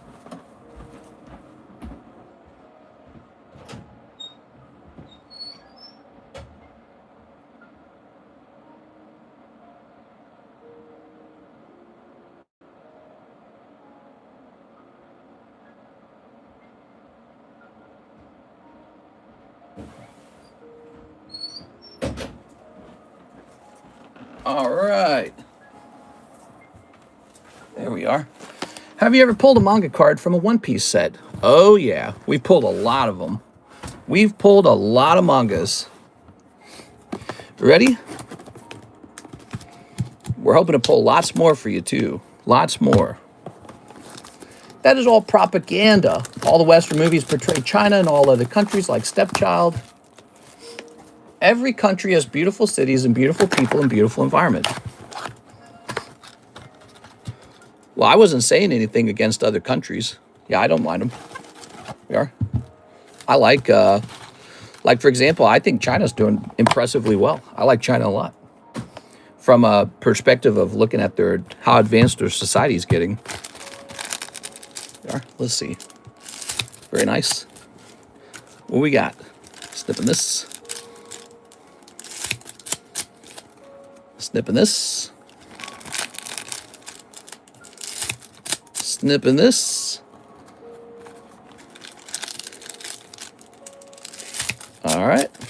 And snipping this as well. Very good. Yes, he's got clips of him pulling mangas. Mister, you could get one of those stupid stickers that say, I live in Tennessee, but my heart is in Missouri, so everyone knows you're from Missouri. Ew. We can't move to Tennessee. They have no casinos, man. I want to live in a state that likes gambling. So I think Reno, Nevada is ranking real high. Oh, low punny right now. Look at that. I do like the thought of Reno, Nevada a lot. The other one's maybe northern Florida. Northern Florida inland. Or Orlando. But I don't know. I don't like that I don't like that Orlando's so warm. It's too warm. It's warm all year long. That sounds good, but I'm a winter kind of guy. I like having the snow. I like having the cold. I like the bitterness. It's refreshing, like a cold drink. Oh, look at this. Lovely Wiggly Tough. Beautiful. As soon as they say that, the mail truck pulls up. Vasquez talking Democrat. Next giveaway, you should only show us the back of the slab mystery. There we go. Well, everyone's got different opinions and different experiences in life and different things that they value. Here's a Reshiram. I'm just saying, from a pure financial perspective, I can't choose California. From a pure financial perspective, their top tax rate is I think it's like 15 or 12%, somewhere in that range. And that is so crazy to me. Paying that much taxes is just crazy. You might as well just cross the border into, I don't know, into Arizona. That would be 2.5%. Or across the border into Nevada, and that would be 0% on your entire income. You just get to keep it all. It's like, what? That's a lot of money. You have to understand, that's a lot of money for someone like me, because I might have some Pokemon cards to sell worth $1 million now. Or close to $1 million. And if I'm gonna sell $1 million of Pokemon cards, what would I like to do? Pay 15% taxes on $1 million, or pay 0% taxes on $1 million? It's like a lie, you know. It all adds up. Here, what's 15% of $1 million? I should be able to do this in my head, but I'm dumb, so I'll just tell you. $150,000. Wow, that's someone's good income for a whole year, just for living in the right house somewhere. So the taxes really end up mattering to me a lot.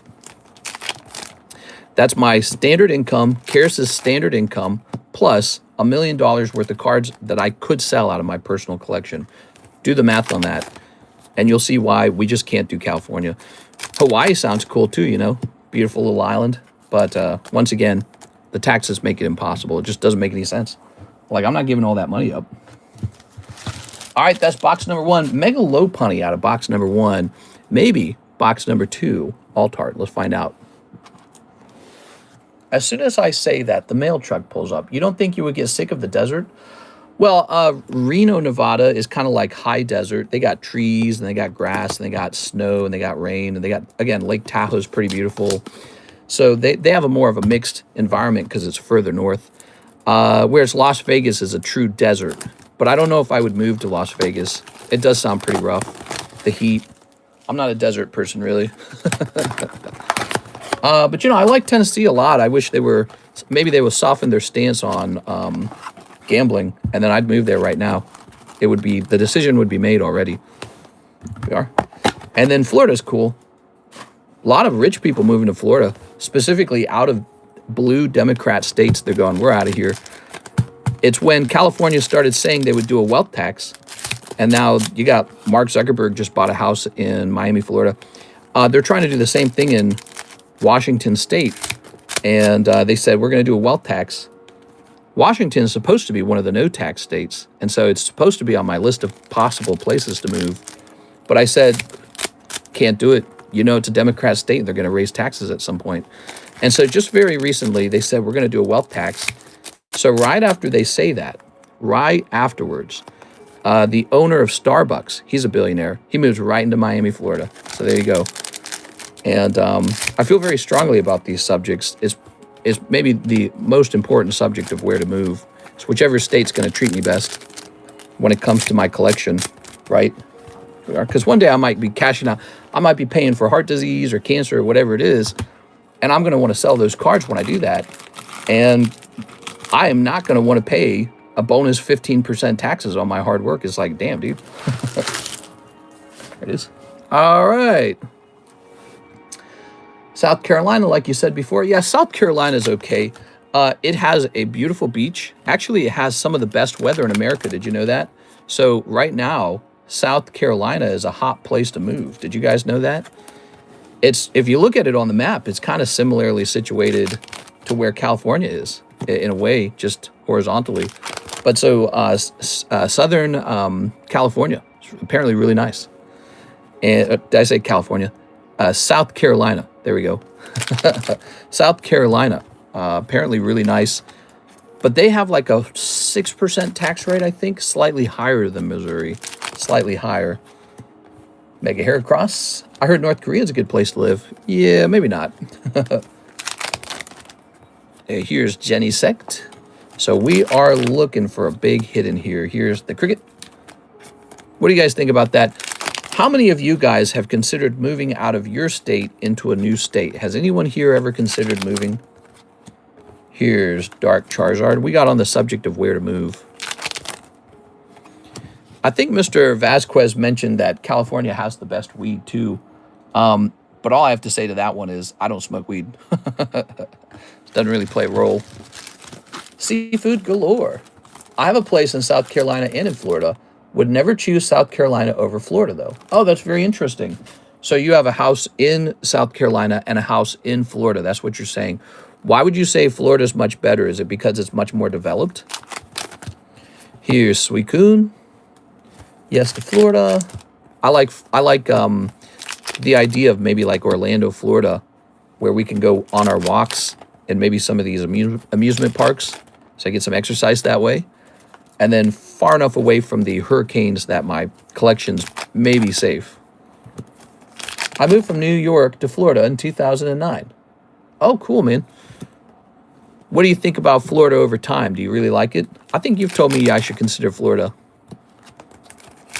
Florida has always been on the list. Florida, I don't think they're quite as tough on the gambling laws. But the only thing is, for the long-term survival of this channel, there we go, Charizard SR, about time. Lovely Charizard SR popping up. No alt art, though. We got to get you the alt art, man. All right, so there's Charizard SR. Thank you for the big orders. We should get another giveaway going, huh, guys? Here's a Rotom. Any breaks going to pop off? Yeah, I would say the Charmeleon break and the MA Charizard break, whatever that's called, Mega Attack or something. Those two are both really short breaks, and the Mega Attack Charizard only has 3 spots left. So yeah, that one's, it could go off any second. It's just a matter of like 3 dudes saying, yeah, let's get it going. Woo! There goes. Thank you, Mr. Andre. Appreciate it, man. By the way, I should take another minute and mention once again that we've added a new product to the menu. It's called Shipping Protection. It's $20 for $1,000. You could do another $20 and have it be $2,000 and so on. You have to see it over here. Let's see. It's in the extended menu. You guys know the extended menu? Shipping protection, terms and rules, $20 per $1,000 of declared value. So here it is. Basically, if something happens to your package while USPS is shipping it, we replace your items. And if we can't replace them, we cash out. So that's all it is. And you have to go read about it, though. Okay, so you have to go read how it works. I highly recommend that. And but that's a new thing. We should have offered it all these years. It's kind of crazy we didn't. We should have been offering that all these years. Shipping protection. Especially for people who want to ship out something that's a little more expensive and they're a little worried about it. They don't want, anything going wrong. They don't want any risk. Might do that with my next shipment. The next PSA sub has some higher end cards. Yeah, what triggered me to offer this service, Mr. LaFlame wanted to buy some really expensive insurance through USPS.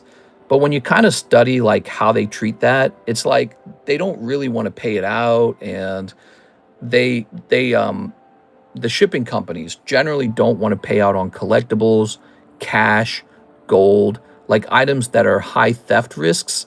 They don't like to pay out on those.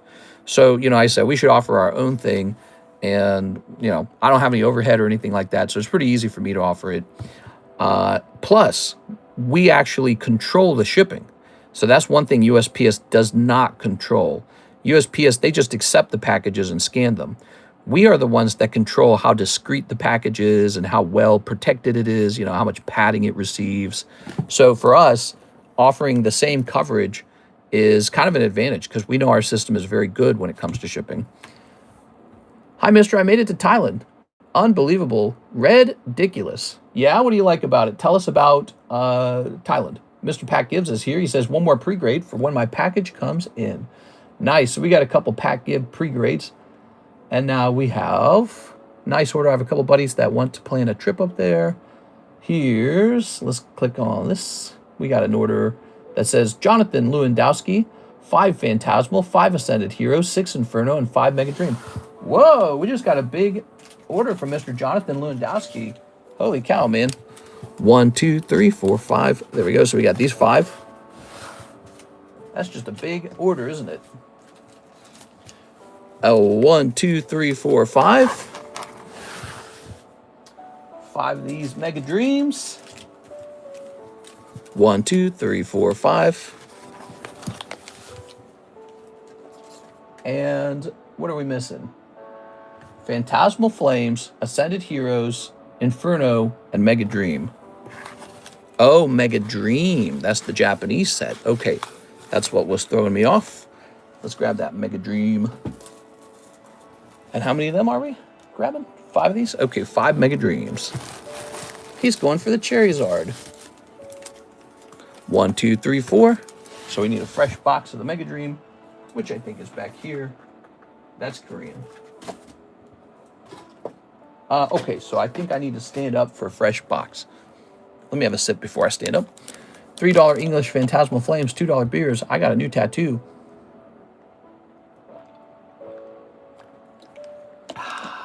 Oh, yes. Okay, I see.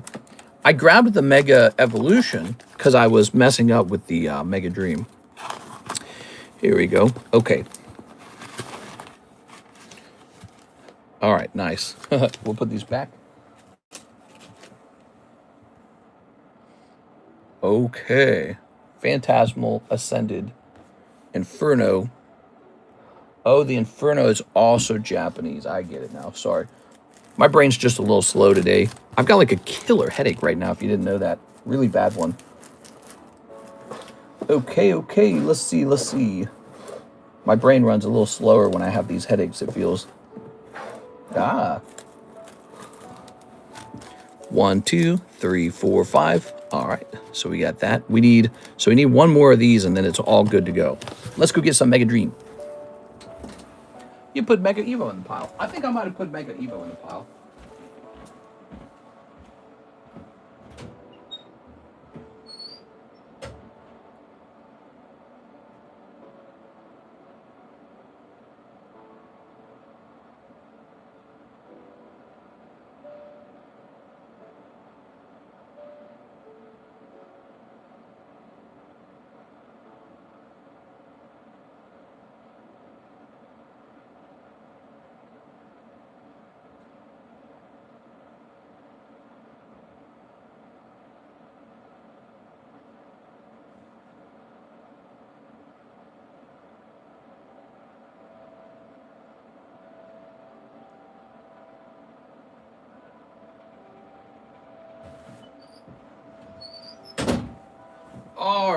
here we are. Oops. What is this? Oh, that's the Harry Potter, isn't it? Harry Potter. There we go. Lovely, lovely. Hello, lovely people. How are you today? I finally watched that video in Arkansas with the hazing. Did you guys see that? Where the cops caught all these guys getting hazed in college? I finally watched that. God, it was funny. So, what's going on here? Nothing. Well, what do you think this is? We're just messing around. Not much. All right. I used to frequent massage parlors, but stopped about 6 months ago. We are. Yeah, massage is nice. We are. Very good. We're just getting these open ahead of time for future orders. How nice is that? See, yes, man, it was one of the dudes in that room. Yeah.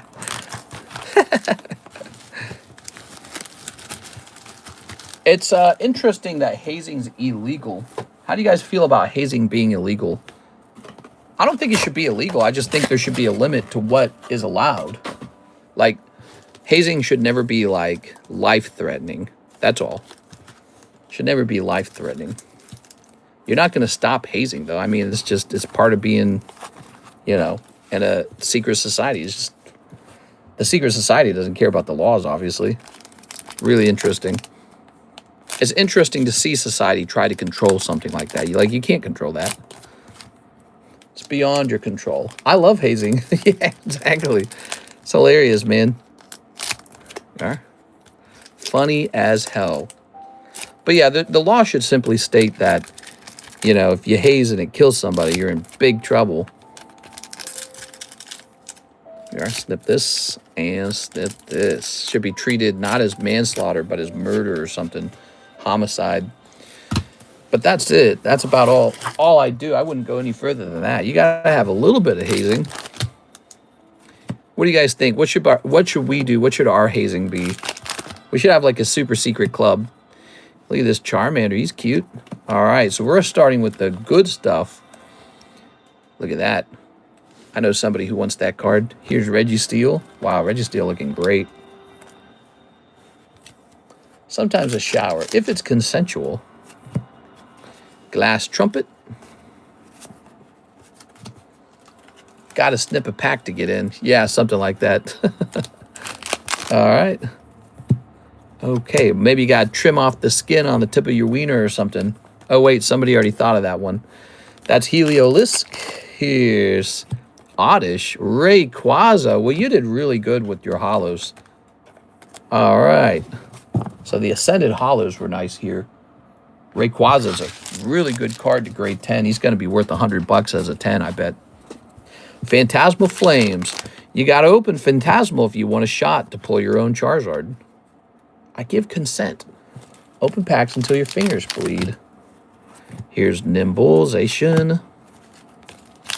Here's Trapinch, Vileplume. Here's Charmander again. Look how cute that Charmander is. Double Charmanders for you, man. I feel like that's a Poke Blessing. Like it's saying you're going to pull Charizard soon. All right, and Mega Heracross. Oh, yeah.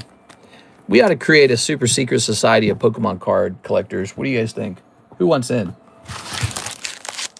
Okay, there we go. And let's snip this. Oh, my battery is dying on my iPad. Let's go ahead and plug that in. Make them cut the first pack in their order in half. All right, everybody has to shave their head, and everyone has to wear a special hat. Hats are very important for in-groups. There we go. Snipping this. Special hairdos, special hats, special robes. It's all part of the deal. All right, here goes. What do we got? We've got Latias. We'd make like a Pokemon card hat. That's what we would wear. The Pope's got a special hat, doesn't he? What do you think it is about that Pope hat? Makes you think that you're the Pope. Look at that. Oh, ooh. Or about those Eastern Orthodox hats, those big round ones. Wow, look at that Psyduck. He's expensive in a 10. This is a good pull. He's pricey in a 10. I know he is. All right. Okay. Here's... Ooh, you're going to pick up Garland Ray. Very nice.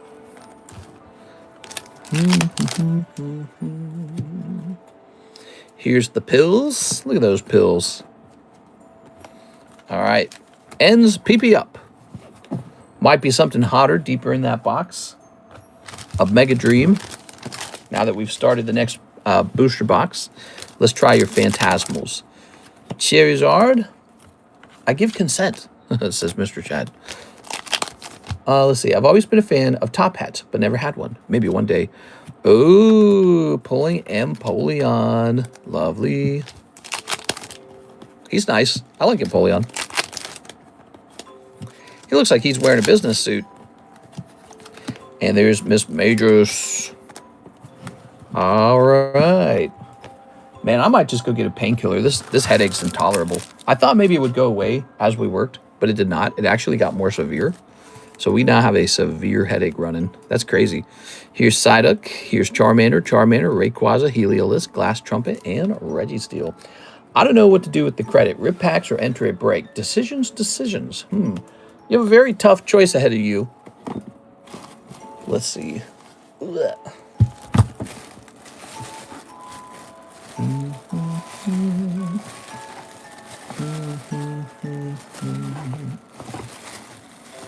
Let's see. Where are we keeping your bag?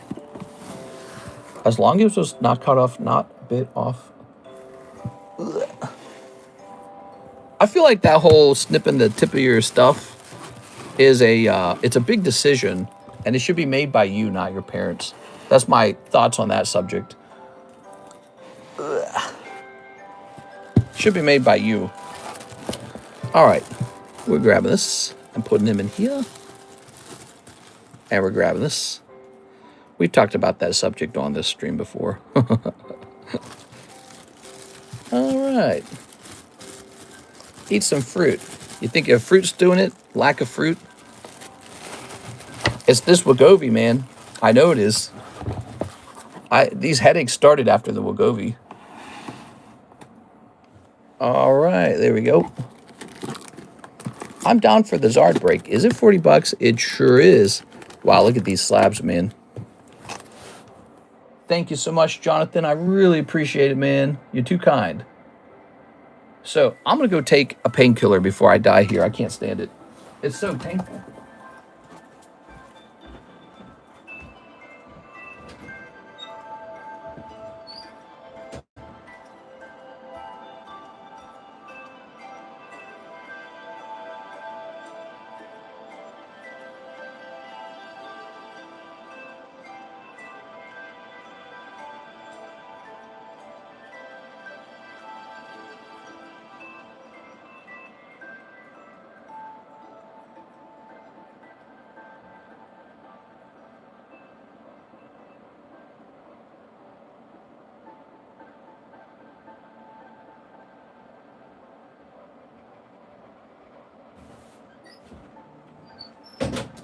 I go out into the family room, and there's a dang squirrel eating all the nuts out of the bird feeder. Isn't that annoying?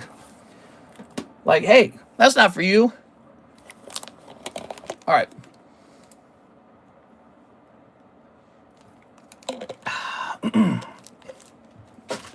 Very good. Mr. Cody, 1 English OP13. Here we are. And 5 English 14s. Ho ho. That's these right here. Hey, mister, is the queue long now? 1, 2, 3, 4, 5. It's not too bad, actually. It's not too bad. Some of the orders are a little larger, but it's not too bad. Clear my throat there. All right. So,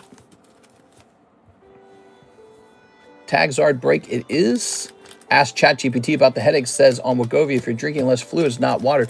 Yeah, so I'm drinking a lot of water because I read the same thing Mike's side, and I'm pretty confident at that point it's not that. People always say that with the headaches. They just say drink more water. And I guess I'm headache prone. I don't know. But it's not water. I drink a whole bunch of water to try and prove that the water can fit. I also got Gatorade too. So I tried water and Gatorade. So it's not water or Gatorade. It's something else. Some other cause. Okay, Mr. Cody, you ready? This is a very specific headache. It's a headache that's in my neck. I have this really bad neck headache, and it travels up over my head as it gets more severe. Oh, we got Stussy. It's a really funny name. One Stussy out of OP13. Those are pricey, but they give you a chance for that. Really amazing red manga of Luffy. If you win, I demand you take 2 blinkers back to back. It's the light. Also, you need rest. Yeah, I had very poor sleep tonight because I had very bad heartburn tonight, and there was just nothing I could do about it. Here's Kiku Nojo. It is. So the Wegovy has caused problems with heartburn, especially at night. The food just doesn't digest as fast, and so I'm just going to bed with like this really big full stomach, and that turns into heartburn like immediately. And then I can't sleep because of the heartburn. Even if you take like a heartburn medication. Here's some more hollows. So I don't know if the sleep could have caused it. I actually think it's the food itself. That's what my brain's telling me. It's the food itself. Here's Cody, Mr. Cody. I've had lack of sleep before. It doesn't necessarily trigger a headache. But this is a really specific headache. There we go. Struggling with it. But we just took a painkiller. I just caved and took a painkiller. You know, I didn't have it at all over the weekend. I didn't have this headache so much over the weekend. But, yeah, we're having it right now. It's really strong. Did you eat right before bed? Not really. I went to bed at about 11. And I think I was eating around 8. So maybe that's pretty close to bed. But that's about 3 hours before bed. It's about 11:30 is when I went to bed. I was quickly awake by about 3:30 with bad heartburn, and then I did not go back to sleep after that. So I guess we should have just stayed up and done a stream together. We could have done a stream on Sunday night. All right, let me hit refresh on this. The queue's actually quite short. Drink a shot of lemon juice or pickle juice after a big meal. It helps digestion and no heartburn. Pickle juice. Ooh, you got the fancy equipment. I'm old school, just banger a nail with some Pineapple Express crumble. Let's see. Mister, I'm thinking of grading that Cacturn. How does that work through you? Ooh, you pulled the Cacturn. You just pick out which company you want. It's $30 for tag, $45 for PSA, and then next time we do a round of grading, your card goes out. Now, that means it doesn't get graded today. It'll get graded the next time I do a group submission. We tend to have like a 1 month gap in between submissions, but, you know, we might be doing a sooner one because for PSA, we might have one sooner because I missed a card for Miss Alexandra, so it needs to go out still. If you didn't empty your bag before bed, that might be the issue. No, use something basic, not acid on acid. Do you announce that in Discord? Oh, okay, so you're wondering exactly how it works. Yeah, so the way it works is in Discord, we'll actually post the submission. Let me show you that real fast. Okay. So here we have PSA, CGC, and, oh, that looks like, oh, tag, CGC, BGS, TCC. Here's the returns channel, like this. And you'll see, we'll say when it came back, we'll link to it. Over here, you can see when the submission goes out. So we did one for February. See that? So, yes, it's all tracked through Discord. That's correct. Why is my screen red now? Why is the screen red? Let's see if we pull this forward. And now it's not red. So weird. So weird that happens. All right. Let us see. We've got an order from our friend Jonas Gordon. And he says, MetaZoo Secret Shadows. You got it, man. 4 Secret Shadows. 1, 2, 3, 4. That's 3, actually. This is number 4. Yeah, actually, I have heartburn right now. Crazy, man. Are you laying down after eating? No, I'm not laying down. I'm sitting on the couch, just working or playing games or watching a show. No, I've been getting really, really bad heartburn ever since I started that Wegovy drug. This is week 2, so I'm just still talking about how it's affected me. I can tell it is much harder to eat. Like, I will want to eat, but I will feel like I know I'll get sick if I do.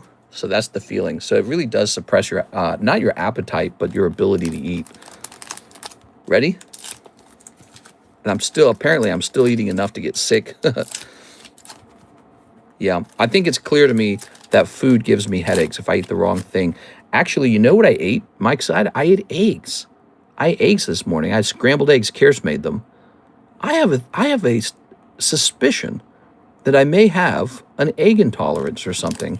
I may have an intolerance to too much protein or too much egg. Have you noticed that? I've noticed a pattern that eggs can actually make me feel bad after I eat them. I think we've talked about this a couple times. I wonder if it's the eggs or the protein. So here's not deer. Here's Wendigo. It's because of stress and less eating. No, well, that's one of the things. I wouldn't say I'm doing much less eating. I'm almost eating the same amount. I'm not that stressed. I feel like life's not that stressful right now. Here's Behemoth. I have been stressed before. She's trying to poison you. Mister, do you still have my $40 credit? Well, if you didn't spend it, then I would assume yes. Are you asking because you can't remember if you spent it? We are. Very nice. That's Mr. Jonas. Yeah, we need a better store credit system. We do. And we'll pop these in here. Thank you so much. So the next order of these, Mr. Jonas, is a brand new box. So you'll cut into a brand new box. Damn, I want eggs, but the repercussions. I love a good sunny egg. Aha, here it is, Brandon Boutillier. Where would you like me to place that? And here's Mr. Chad. And let's see. By the way, here's some other ones. Nicholas Pacheco, Edward Cornelia. Oh, and Mr. LaFlame spent this. That one's gone. See, I got to remember that. I live in Hawaii. We just get storms. Nah, Hawaii. With all those storms? I don't think I did. I believe I missed on the Mega Sub list last time. Can you show me the Shiny Zard and the Tyranitar Slab Break? Ooh. The Shiny Zard and Tyranitar. I don't think there's a Tyranitar break. We have Crystal Nidoking, though. Okay, so we got this Charmeleon. We got this guy. We got this manga card. We got this waifu card. Don't lie, Mr. Boutillier. You want that one. Here's Trade. I won't tell your girlfriend. Here's the Shiny Zard. Don't forget, we got this Lego break at 14 spots. Oh, we do have a Tyranitar. We just have so many breaks. I forgot about it. Tyranitar, Lego Pikachu, Charizard, Dark Charmeleon, Inferno X. All right, so many breaks. Hundreds of breaks. Millions of breaks. We also have the binder break. You guys probably weren't here to see this, but we actually added another card to it. So we've already been adding a lot of cards to this over time. Like this Pikachu was added, but actually we just now added a Charizard as well. So Charizard's in here. All right, so look how much that is. It's a lot. All right. That's binder break number 11. Okay. What's next? What's next? You all are sleeping on that Tyranitar. Hello, Mary. Time for a break from the breaks. I'll do the Tyranitar break. Good choice. All right, where'd he go, actually? Here it is, the Heartbreak. He's one of the biggest breaks on the table right now. But he'll go off over time. He's just, he's a great artwork. People can't resist a good card. Good luck in there, man. 1 in 19 odds. Obviously a little bit pricier. Oops, this is not going to say 3. So he's 3 out of 19. Ways to go. A little ways to go.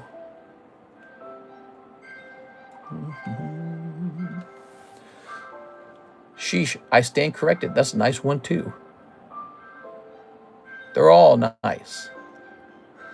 All right, we have an order from Jonas Gordon, and he's going to say, why don't we try 4 more of those MetaZoo secrets? Here you go, Mr. Jonas. All right, MetaZoo. Oops. All right. Oh. Throwing that away. Oh, it's going to be like this, huh? Gonna have to snip this. Got some shipping done this morning, including shipping Mr. LaFlame's $20,000 package. It is. Okay. 1, 2, 3. And a 4. Nice. I'm not going to lie. I'm pretty sure we've sold over a case of this MetaZoo set. Do you guys think I should just keep stocking MetaZoo? I mean, it feels like MetaZoo's moving, man. Weird. It's kind of weird, isn't it? MetaZoo's the new Pokemon, everybody. Don't miss out. At least it's somewhat affordable. Pokemon's so expensive now. It's kind of scary. All right, here goes. 1, 2. We've got Anubis. Ooh.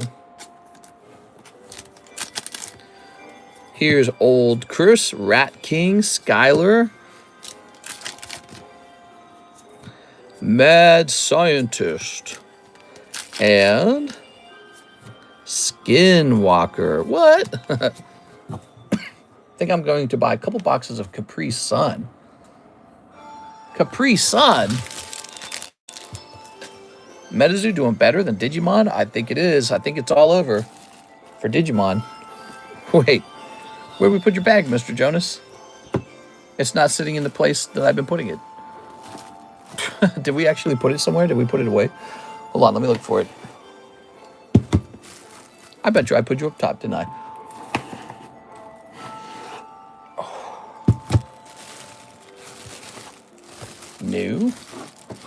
Jonas, I lost your bag already. I'm kidding. It's not lost. I'm sure it's right here. But it's not sitting where I last put it. Ah, here it is. Found it. All right. Mr. Jonas. See, it's not lost. And we'll put this here. How nice. All right. Let's go ahead and rotate this to the front. We've got Slack Off. Darkrai. Come on now. And Kabutops. He's new on the table, 55 bucks. He's a vintage Kabutops. Pretty cool. Okay, let's delete these emails real fast. And we'll hit refresh on this. I may smoke while consuming it, Mary. I'm sorry, babe. Okay. We're going to hit refresh on this. Time to ignore, shake my head in disappointment. There are no orders in the queue. We're 2 hours in. We just caught up with the queue. And so now I just get to work on whatever I want to work on. Here's this cute little Psyduck. Let's get him into the Poke Shuffle. So he's 120, and I'm going to change his price to 100. Apparently this card's kind of expensive.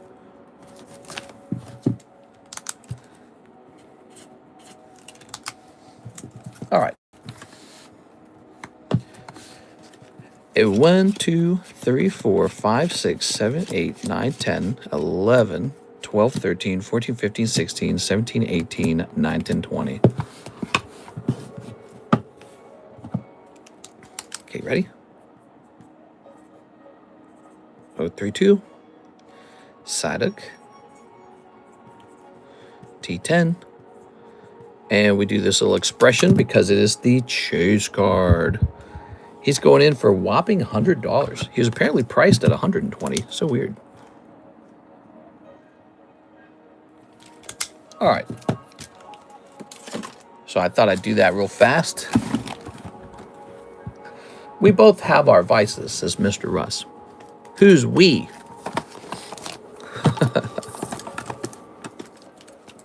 Okay. Now we got to reprice some stuff. Like this guy. Whoa. Wow. Let's take a look at Pterodactyl. I'll check this. Well, let's check both prices. Pre-release. Oh, headache, dude. Wow, that's crazy pain.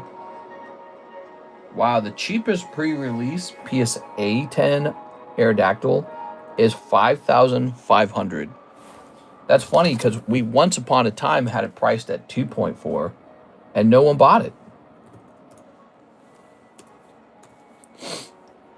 All right, we're checking the CGC price as well. The cheapest CGC 10 of this card is $8,000. $8,000. So PSA price is better in this case. PSA wants less money for it. I'm half tempted to keep it. The only thing I'd have to say is I'm personally not an Aerodactyl fan. I'm more of a Kabutops fan. But man, just holding it has been a good move, huh? Oh wait, I take it back. This one that cost $5,000, it's not a PSA 10, it's a PSA 6.5. Wow. And so the cheapest PSA 10 is actually $40,000. What the fuck? What's it last sold at? One sold in January for $4,500. That's a pretty serious difference. So it has a last sold of at least 4.5. Okay, let's see. I'm gonna check sold. Oh my God. Look at this. Wow. That's crazy. There was a time where you could buy this card for me for like $500, I think. Back when I first got it. Oh, wow. So this guy's selling a couple of them. Look, he's selling a couple. And two of them have sold. And one of them sold at $8,000. So I guess that's our price. Wow. I do not even know what to say. That card was so cheap when I acquired it. This is the pattern we're seeing with most Pokemon cards. You guys saw it. He already sold one at $8,000. But if you look, you're not going to believe this, but we acquired this card for, it looks like $600. Okay, so we probably sold it at some point. We probably had it priced at some point for $800. I do not even know what to think of that. Wow, man. I'm still open-minded to selling it. I'm not trying to collect Aerodactyl. Oh, look, 1.3K.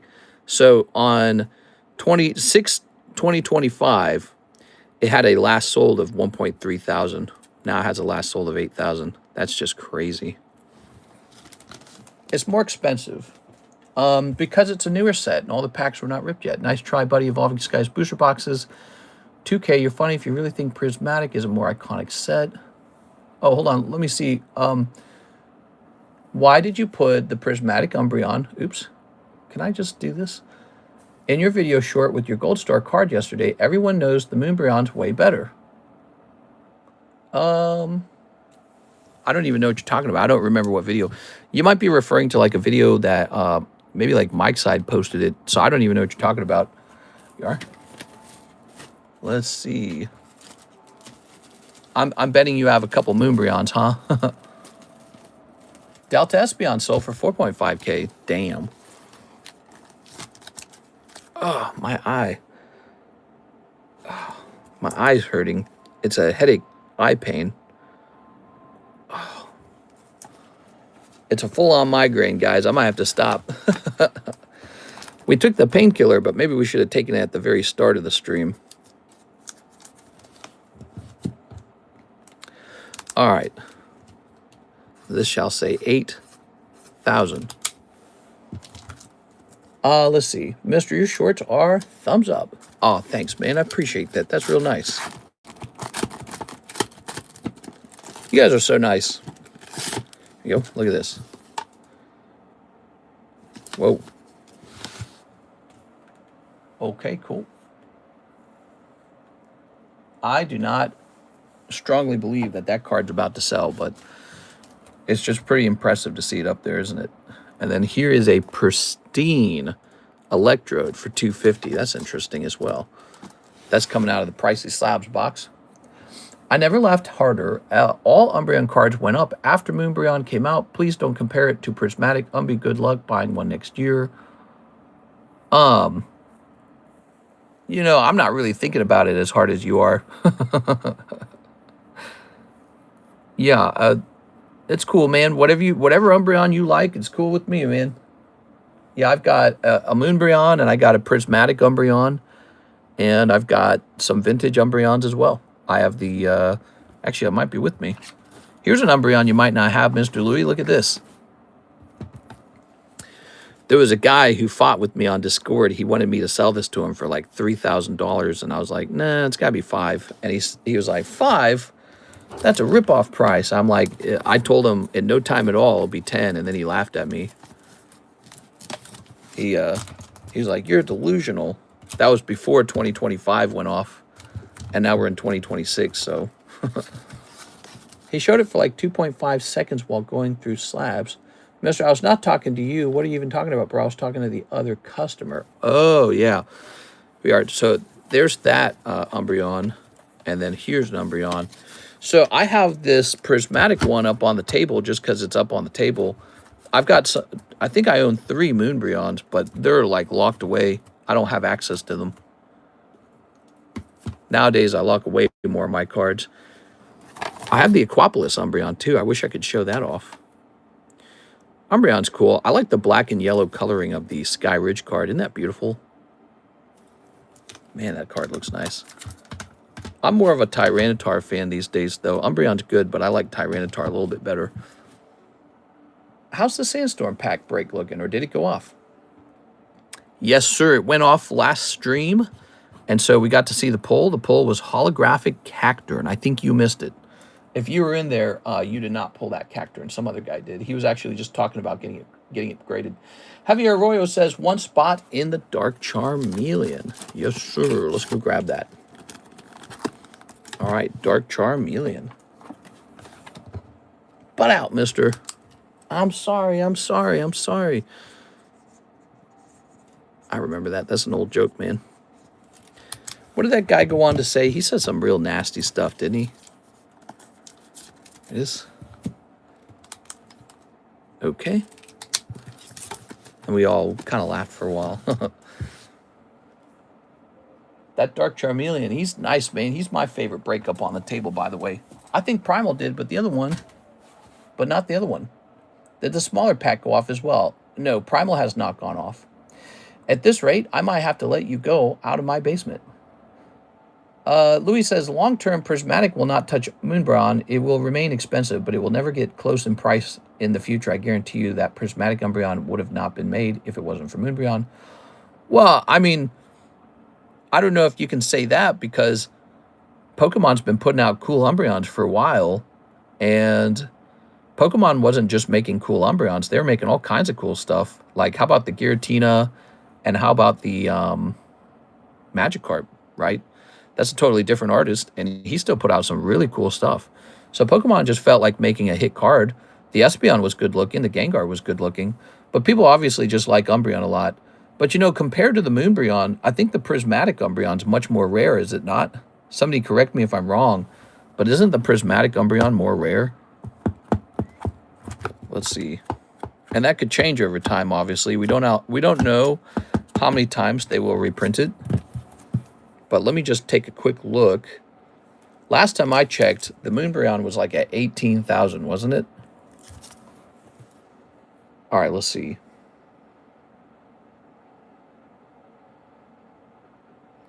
They do a verification now. So it looks like this Umbreon is at 4.7 thousand. Let's see. I'm pretty sure it is. Check the pop reports. Beckett did finally start grading for my Charizard. Nice, dude. Mike says, terrible take. I think you just sound envious that you didn't pull Moon Beer on. Oh, brother, put the French cries in the bag. It's more rare, not more iconic, and not as expensive as Evolving Skies. Older, yes, it's rarer to pull. Everyone already knows that law. You know, it's not really Moonbreon versus Prismatic, right? Like, you can just own both. It's not a big deal. I think that they both look pretty cool in their own way. Like, Umbreon VMAX, he's a VMAX. Whereas this guy, he's got the Elemental Crown for, what was the name of that ability back then? Boy, I got a killer headache, dude. I can't even remember words. Terastallization. So this is the Terastallization Umbreon, and he's just a different card, man. But yeah, I mean, I don't really think it matters. Why wouldn't you just own both of them? You know what I mean? Like, you just get both of them. Here's my take on it. Whatever you're fighting over, I don't really care that much about either of them. I got the Sky Ridge Umbreon. That's all I care about. Sky Ridge and Aquapolis Umbreon. Those are some rare Umbreons. You know what I don't have? I don't have the first edition Neo 2 Umbreon. I wish I had bought that in English, but it was always so overpriced. I mean, it was like $8,000 back when cards were cheap, and now it's probably like 40, 50, 60,000. Who knows how much it is? Probably some bizarre high price, but so that card has remained elusive for me the whole time. It never was affordable. That's the king of the Umbreons, is the Neo 2 Umbreon. Got the Japanese Prismatic Umbreon thanks to the breaks. Do you really? That's super cool, man. Mary says, yeah, but you don't have a Marion. Oh, I need a Marion. Let's see. Pokemon Incorporated appreciates your money, says Barrick Builds. Thanks, Barrick. I think Umbreon is such an overrated Pokemon. I mean, I can understand why people are a fan. He's such a good-looking Pokemon, you know? Like, think of the other evolutions. There's Sylveon, too cute. There's Espeon, too purple. And then there's, you know, purple's certain like color. Leafeon, Glaceon, they're okay. Flareon's okay. Jolteon, yeah. When you look at them all, the edgiest one is Umbreon. That's how it's going. He's the edgiest of all the Eeveeutions. So, of course, he's going to cost more. All right, let's see what's next. So now we have Mr. Jonas, and he wants 4 more Secret Shadows. You got it, Mr. Jonas. Here you are. Espeon's the better one. Beautiful, classy, and perfect. All right, let's grab this. I like Jolteon if there was no Umbreon. Our Flareon's okay. Finally, someone has the ball to say it. I'm being honest. It's so overrated. Soon to be the next Rayquaza. What's wrong with Rayquaza? What? Yeah, you ready? You want to know what Pokemon's underrated? Cutie Fly. Actually, I think I bought a Cutie Fly. It was a staff Cutie Fly. It was Lily's Cutie Fly staff. And I bought it because I was acquiring a couple staff cards. Brandon, what's cool in your opinion, Moon or Prismatic? Oh, my neck hurts so bad, dude. Here's Headless Horseman. Ooh. So there's the other version of the Headless Horseman. Double star. Here's Firehawk Ludwig. Oops. Lost Balloon.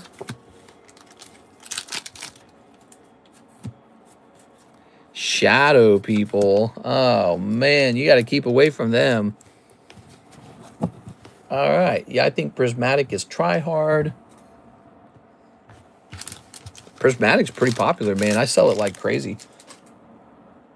Okay, that's for you, Mr. Jonas. People buy Prismatic all day, man. There you are. Prismatic's got that Roaring Sky in it. Looks great. Beautiful card. Ooh. Okay. I'll admit Prismatic Umbreon is a very pretty card. Mister, I don't really like it when a lot of people like the same Pokemon and put themselves on the pedestal. My favorite Pokemon is Pikachu. I'm fine with it because he truly is the mascot. Okay, so that's MetaZoo. Thank you. Next up, we have an order from Mr. Andre, who's placing a pretty large order. And he says he wants 10 packs of the Terra Festival, a full box.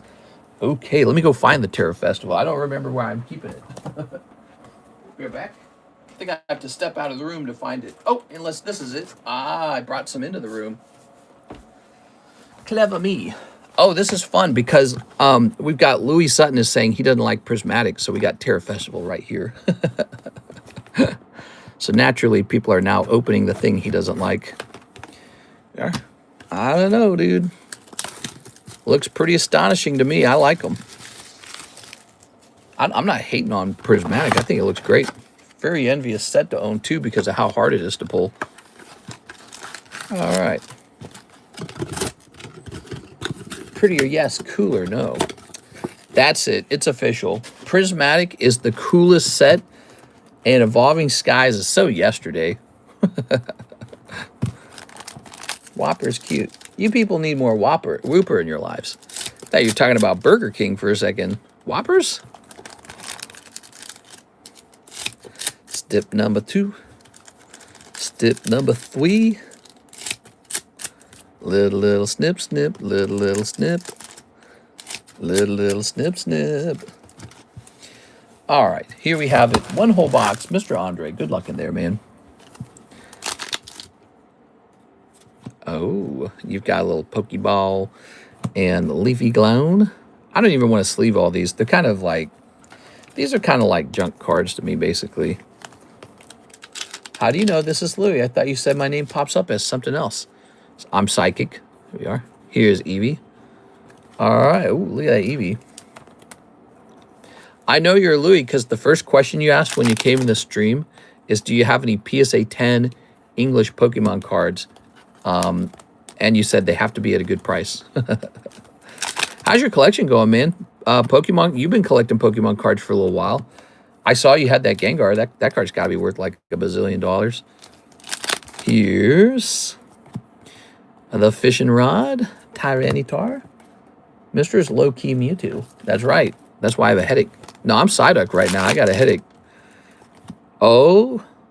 Oh, wow. This Eevee looks so tasty in this little fruit tray. Man, I don't know what it is, guys, but I think this is probably better than Evolving Skies. I think I'm sold. What do you guys think? Probably better. Here's Raku and Trash. Okay.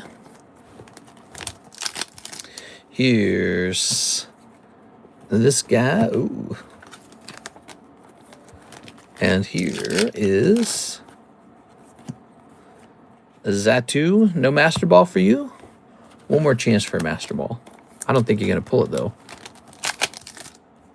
Oh, my Lord. He's got Golden Suicune. Wow. The Pokemon nobody asked for. If you could just take Suicune and make him super ugly, that would be great. Thanks, Pokemon. All right. You know what? I'm going to say it. I like the new Pokemon designs for the starters. I didn't like them when we started. I thought they were kind of like a little bland looking, but they got some personality when you really kind of study them. They got some personality going on. Okay, not a bad box at all. Pretty good. Eevee and a gold card. I think you're going to make your money back on that one, Mr. Andre. Let's grab your bag. Whoa, Mr. Andre, he's putting a fat bag together pretty fast. We like that. Evolving Skies is better, in my opinion, for Blaziken, Rayquaza. Yeah, I especially like the Evolving Skies Kyogre Secret Rare. That's a really good pull in that set. Let's see. Put this over here. That's the problem with Prismatic, is it doesn't have a Kyogre Secret Rare like Evolving Skies does. It is Breakthrough. I was mocked and humiliated for liking the starters from the start. Oh, I see how it is, Mike's side. Now you want to claim you're one of the cool ones who liked it before it was cool. I liked them before it was cool. You know what won me over? It wasn't the actual visual design. It was more like the little attitude they all had. Like, I like that Brout looks a little angry. And then the dog, I don't remember his name. He looks like, a total airhead. And then the gecko seemed kind of like a trickster, right? Like it was laughing at you.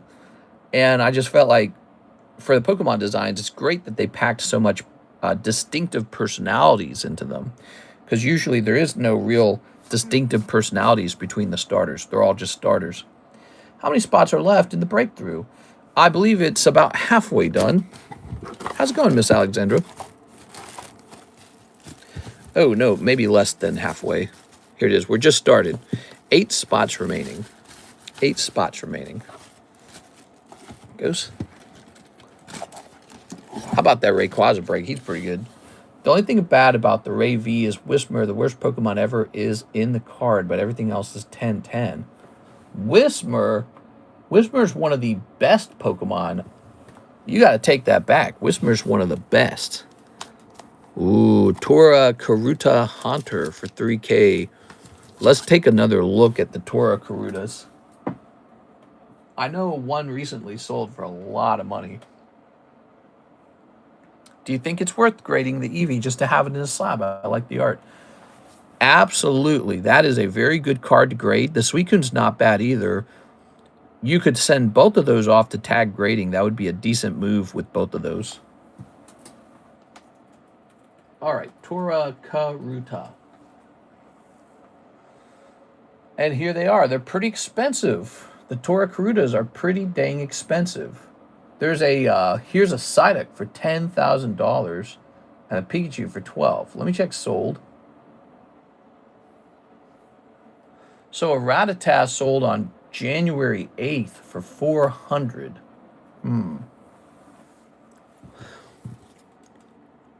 I think this is a kind of card to send off to PSA. We're going to send that off to PSA. I haven't used PSA since they damaged my Typhlosion. Oh man, I'm sorry to hear that. Gengar VMAX Fusion Strike is better than the Mega Ascended. No, I'll have to disagree with that, actually. I think that the VMAX Gengar, he's like Kirby or something, and I never really thought of Gengar as like the Pokemon that sucks, you know what I mean? Like get in my belly, you know what I mean?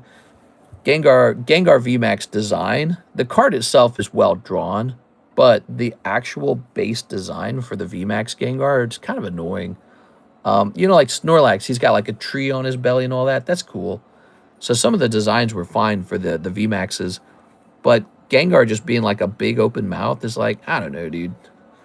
It was okay. Let's see. Mr. I have a theory. I believe Voltorb is just a Ditto that never learned how to transform. What? They gave it a 7, but there was a mark on it that were not there before I sent it in. That sucks, man. Let's all boo at Mister and throw tomatoes at him. If they were fresh, get some free tomatoes. That card is so pretty in real life, though. I have it in a TCCG9. Nice. I think the Mega Gengar is lazy. It's just random colors around him. Maybe. I mean, isn't that true for most cards? Look at this. Light Flareon. I think most cards are just like that. This guy's really cool, actually. Look at this Light Flareon. He's neat. Let me get a rotation going for you. Here's a Magneton 9.5. Here's a Mewtwo Gym Break. Here's a Fez and Dippity. Gengar VMAX went from 300 to 2,000 PSA 10. Yo, I'm not saying he didn't do well. He obviously did well. He's a popular card, and for that reason, I own one. But again, it's like you have to really specifically enjoy the VMAX gimmick, right? It is a Sword and Shield gimmick. And for me personally, I didn't think that the gimmick looked that good. I thought it was just okay looking. I have a theory that Mr. Mime is Ash's stepdad. Now, I have a theory that Mr. Mime is Ash's real dad. That's right. You know what that means. All right, guys. Well, it is 1:30. Let's see if we got any more orders in the queue. I'm kind of dying over here. If you can't tell, I'm dying from a headache. It's so severe. It's like it's a full-on migraine. What the hell? We have been live for about an hour and 45 minutes. We could keep going. I'll mention this. Is anyone else looking to place an order? It looks like an order actually did just come in. I don't want to miss your orders, so Miss Ketchum is hitting that for sure. That's why I'm saying, man. Here's a Miss Alexandra order. She says she'll take 3 of the Ascended Heroes. Okay, 3 of these. She also wants a box of the Korean Matchless Fighters. Whoa, the Korean Matchless Fighters are just selling right now. All right, let me go get this for you. Be right back.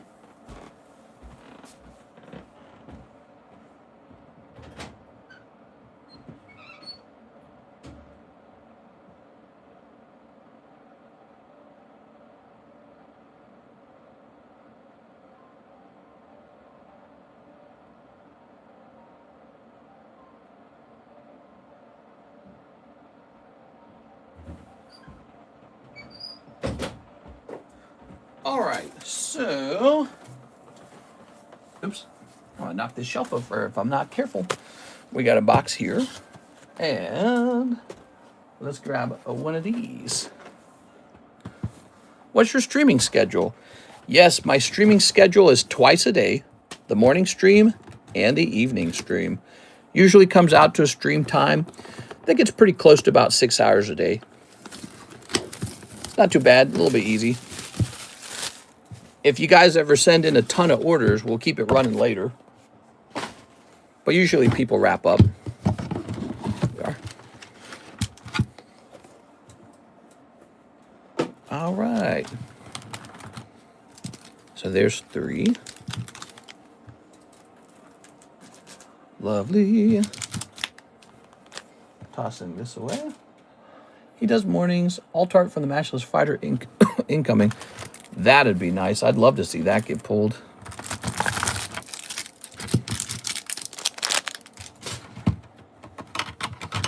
All right. I gotta start throwing this away.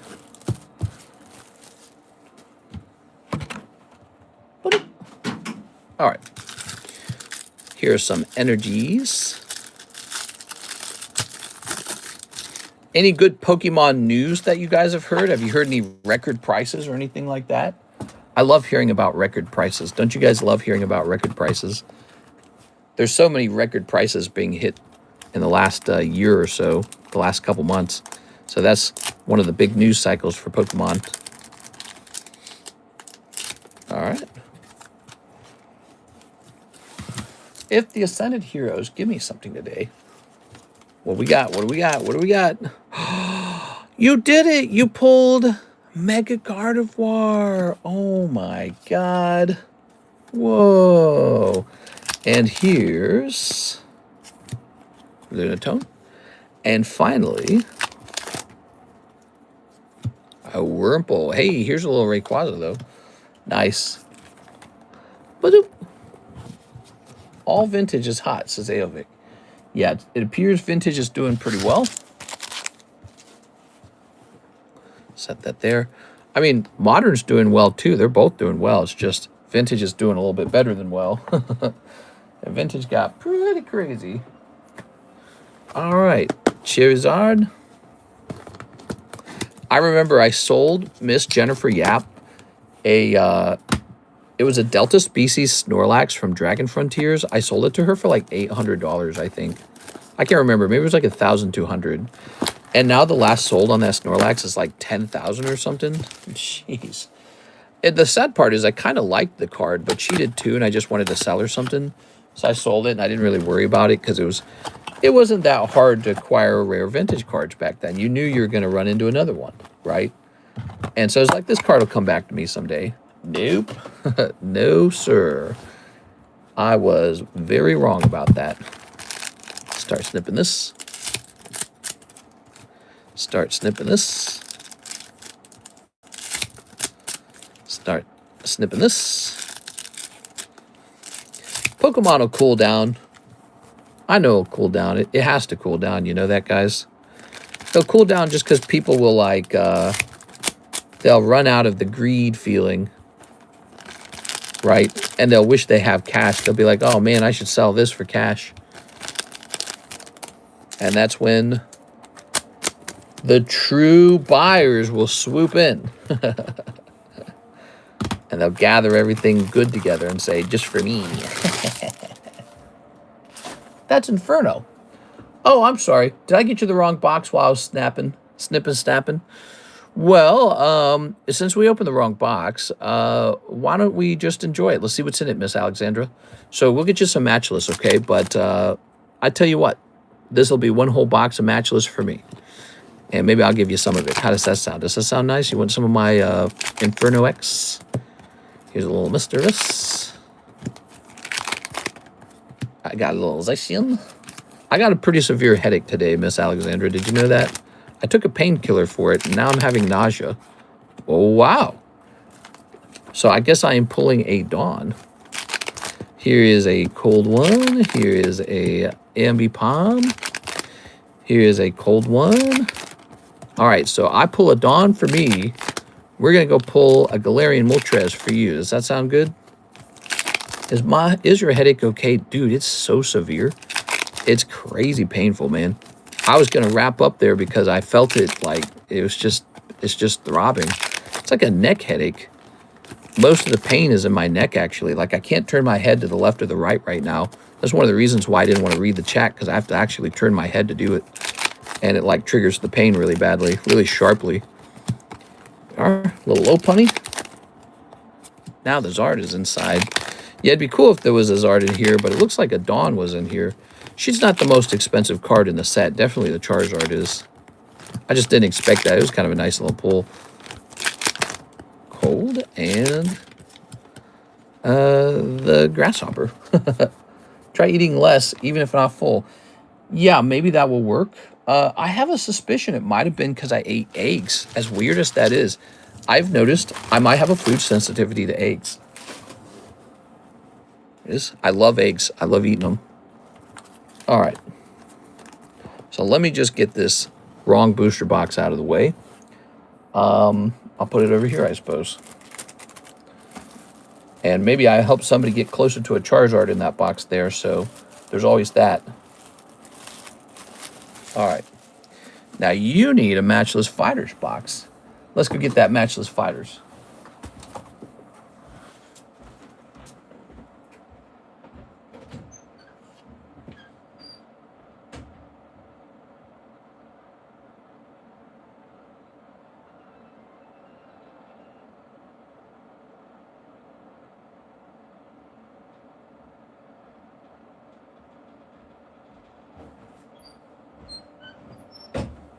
All right, here we are.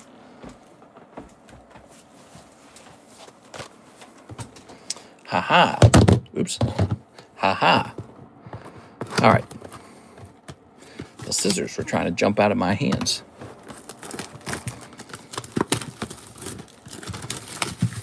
Throwing this away. So here we are, one whole box of Matchless Fighters. Are you lying down after eating? Oh, I already read that a long time ago. Hold on, wait. Let me jump to the current. There we go. All right, so instant Blaziken. Isn't that what you're trying to pull? Blaziken and Moltres and Golden Snorlax. Such a great set, by the way. Such a great set. All right. All right. One of the birds would be so nice. Yo, I agree. All right. Ooh.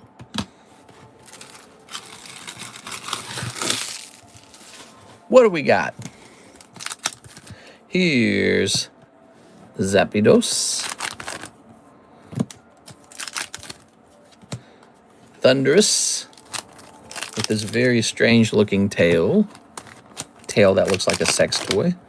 Here's Dracozolt or something. Blaziken.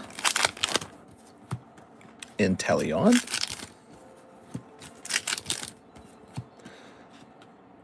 Gumshoes. What's his name again? Urshifu. Wow, we haven't pulled an Urshifu in so long. Cold. You forget he's a Pokemon. I remember when they introduced the Urshifus, and at that time I felt like, what are you doing, Pokemon? Here's Thundurus. They've certainly added a lot of Pokemon that are like genuinely unattractive over time. Like this guy right here. Like, who's going to collect that one? Ooh, we love this one, though. This one looks great. I like the way that one looks. The Galarian Slow King. He's nice. Did you start One Piece yet? On Netflix? No, not yet. But I'm sure we will. Kirsten and I are working on building a video game. Here's Inteleon. Okay, and here's Hatterene. Cold. Haha! The hat guy. Arlen or something? What's his name? I can't remember. That's the guy with the psychic balls around his head. And he's like a femboy or something. I don't know. Here's, oh, Galarian Mochis. And a cold one. So your box did have a hit in it, so that part's good. But it was a rainbow Waifu, so that was not good. Video game no one will play, though. Yeah, probably. I actually agree with you. But it's fun. It's kind of like just working on music. You're not making music because you think it's going to go viral. You're just making music for fun. A lot of people do that kind of stuff just for fun, no other reason. All right. It's not easy to make games. Let's see. You've got a box, don't you? Ah, we keep it over here. Ta-da! Can I donate the Moltres? Yes. This shall be your donation to the deck. Haha. I love it. It's a good one. So your box is officially all the way full. And so what that means is we will now be creating additional bags. They're going to be called floating bags, where you've got a full box and a bag in the AL box. There you go. Miss Alexandra, the big buyer. Dang, you're a big customer. All right, guys. Out of the way. Miss Alexandra's the boss now. There you go. Thanks for all the support. I really appreciate it. Now, let's get this into that deck 3. I'm so glad you remembered it. Deck 3, there's actually a giveaway associated with this deck. We're trying to build it up. All you got to do is donate a card to it. It doesn't have to be an expensive card. Ooh, 230 and 220. Oh, there's 220, 220. Cool. So it doesn't have to be an expensive card that you donate. It just has to be a card that you think looks nice, or that you think will look nice in the deck, or maybe like your favorite Pokemon, or something you think would be really funny. Okay. So you can donate as cheap of a card as you want. So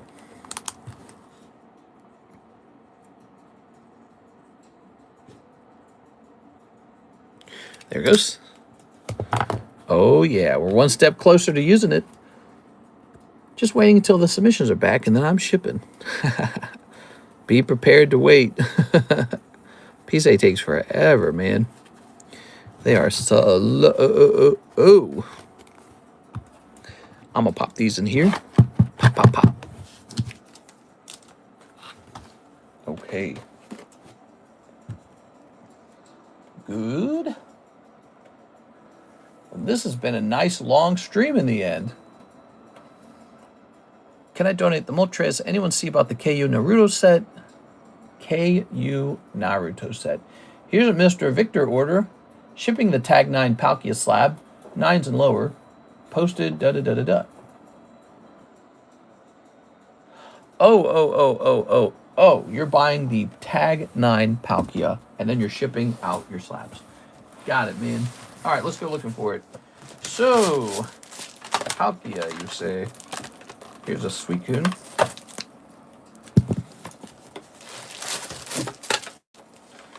Where shall we find it?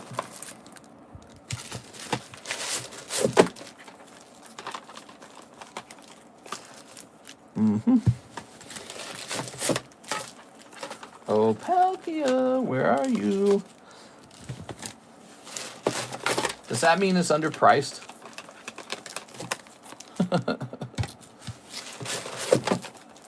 Oh, Palkia.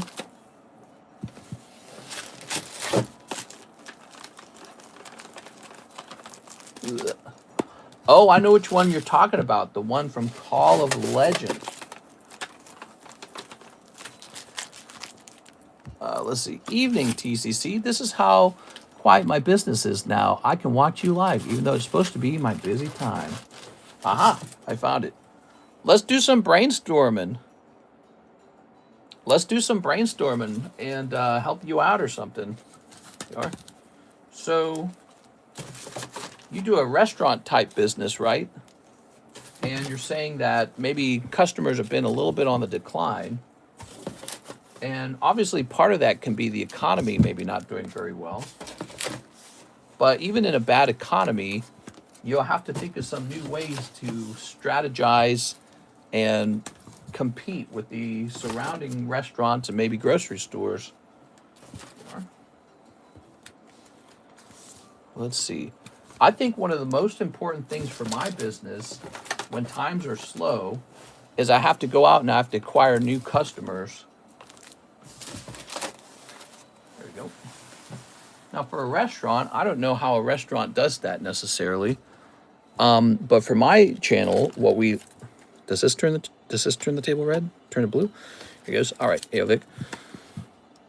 So Eeveeution, you probably have your bag under this. TheCardconomist, nice. Shipping and Palkia Slab. Let me go mark this as sold. Mister, is there a trade slab to thin out the box in the end? Yes, there is. There is a trade slab. Skitty. Ooh. The restaurant business is pretty tough, I've heard. I've heard it's a tough industry. Victor A. Cardenas. I think the most important thing is you have to remain passionate about believing in yourself and believing in future profits. So you have to, even if times are tough right now, you have to kind of not freak out over that and be like, okay, it's tough now, but if I invest today, 6 months from now, we'll have an improvement. You know what I mean? Okay, so I have an address in my address book. Tough in every sense. They got like 500K followers quick on Instagram. Who did? Can you please make sure Alexis looks for Eeveeution and Victor? You got it, man. Yes, the economy is the problem, but I know where my problem is. I only accept cash. I know I need to be more convenient for the customers. Okay, so it sounds like you're already doing some analysis on improvement. Like we added a website to make it easier for new guys to try buying, because websites are very popular, and that's been pretty good for us on our side. Let's see, how many orders have we gotten on the website? It says here we've gotten, you ready for this? 818 website orders. Wow. Before we had a website, we would have had 0 website orders. So people use the website now. I'm going to write Eeveeution on the label, okay? Oops.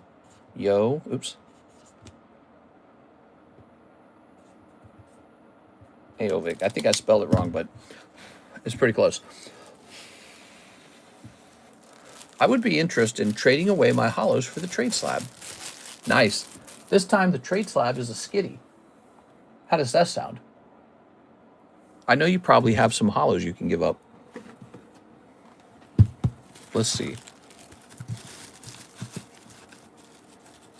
Oops. That's a chunk of hollows. That's a chunk of hollows. That's a chunk of hollows. Those are Korean hollows. I can't really do much with those. And here's a chunk of hollows. Now, what kind of hollows are you looking to keep? Because I noticed that these are the Eeveeution hollows. You don't want to give those up, do you? Some people do give those up. Maybe keep all the master balls or something. I don't know. There's actually a bazillion of the master balls. They're literally not rare, but you might actually like some of these. Just give away for the 1,000 order. That's also what I need to do. I start up a website or app so people can order easier. Yeah, I was going to say something like, so when we need to acquire, you're having a new new customer acquisition problem. Actually, you can boil your problem into two areas. Your existing customer base is trying other restaurants and maybe preferring them. So that's one of the tough parts. So your competitors are competing. They're saying, hey, come over here to us. And the other one is you need to meet new people as well. You need people who don't know you exist to have you in their brains. You need to occupy a place in their brains. So that's where advertising comes in. You know, all business do advertising. So nowadays, you can do traditional advertising. You can put out an ad that you exist. The other thing you can do is social media. Social media is interesting because it's free. So if you can somehow get some videos running on the internet, that could go a long way if it's done tastefully well. If you can get those videos put out and tell people, hey, we exist, we got the best food.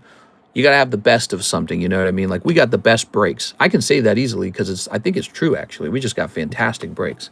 So you got to have something that you're the best at. So yeah, we got the best this, the best that. And then just show them a big, juicy whatever you make. And I do see that happen all the time, actually, on TikTok. There'll be like, maybe there'll be like a famous food eater who does like a food eating competition. And then what he does is he goes to a restaurant hosting a competition, like a food eating challenge, and he advertises their restaurant for them, right? So Randy Santel, he's a guy who eats competitively. He's huge dishes. And then so what restaurants do is they create a food challenge for him. He goes over there, and everyone who watches his channel gets to see that restaurant. Well, what do you want to bet that restaurant then gets more business in the long run? Might not be immediately, but you know, over time, people watch that video and they know your name, they know you exist. You're building a brand, you're occupying a part of their memory. And so that's all about brand building and awareness. And that's social media, and it's free. So trying to find a way to compete on social media is pretty much every business's task at this point. Because if you're not doing it, your competitor probably is doing it. And anyone not doing it is immediately ranked below somebody who is working on social media. So it's weird, but it's the new way to advertise. And then again, there's traditional advertisement. That could be like a billboard. Billboards are pretty effective. It could be, actually, I don't know all the ways to advertise a restaurant, but I know restaurants do use billboards to let people know, hey, we got some good stuff over here.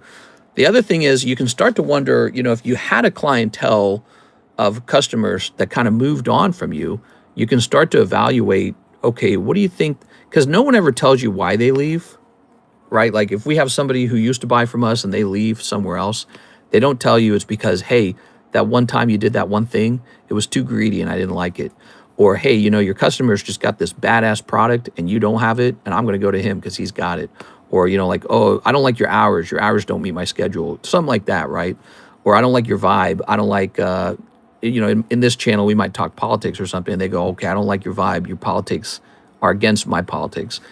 So you gotta think about, why did the customers used to come in and now they're taking a break, other than just the economy? Yes, if the economy greatly improved, you're going to get more business. But you also got to be kind of forget about that and treat it like it's a variable that doesn't exist and say, okay, it's always a competition in the end. How do I compete more with the surrounding restaurants? And, you know, it is tough. Ultimately, sometimes it's just stuff that's out of your control. Like if everybody's moving away from your area, you know, if people are moving out, if people have less money to spend on food for now, or whatever trend is going on, that can really hurt your business very badly, and it might not be your fault at all. And all you can do is make the smartest, cleverest moves you can make in the meantime. So hopefully that's enough to pull you over and get your income up, because you know you want to make money. I need to use social media to advertise. My takeaway, yeah, I would say social media, it's free, dude. You should. So if I were in your shoes today, I'd be like, I need to get 4 videos done per day.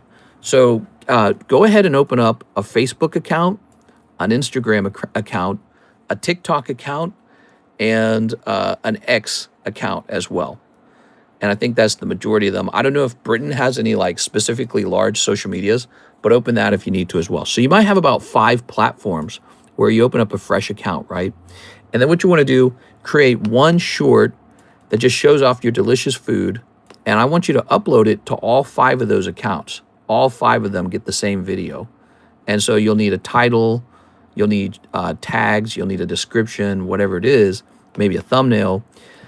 Some of them take some thumbnails, some don't. It could be like a short, so it could be less than a minute long. And then just get one video up and start hammering at that. You could do something educational.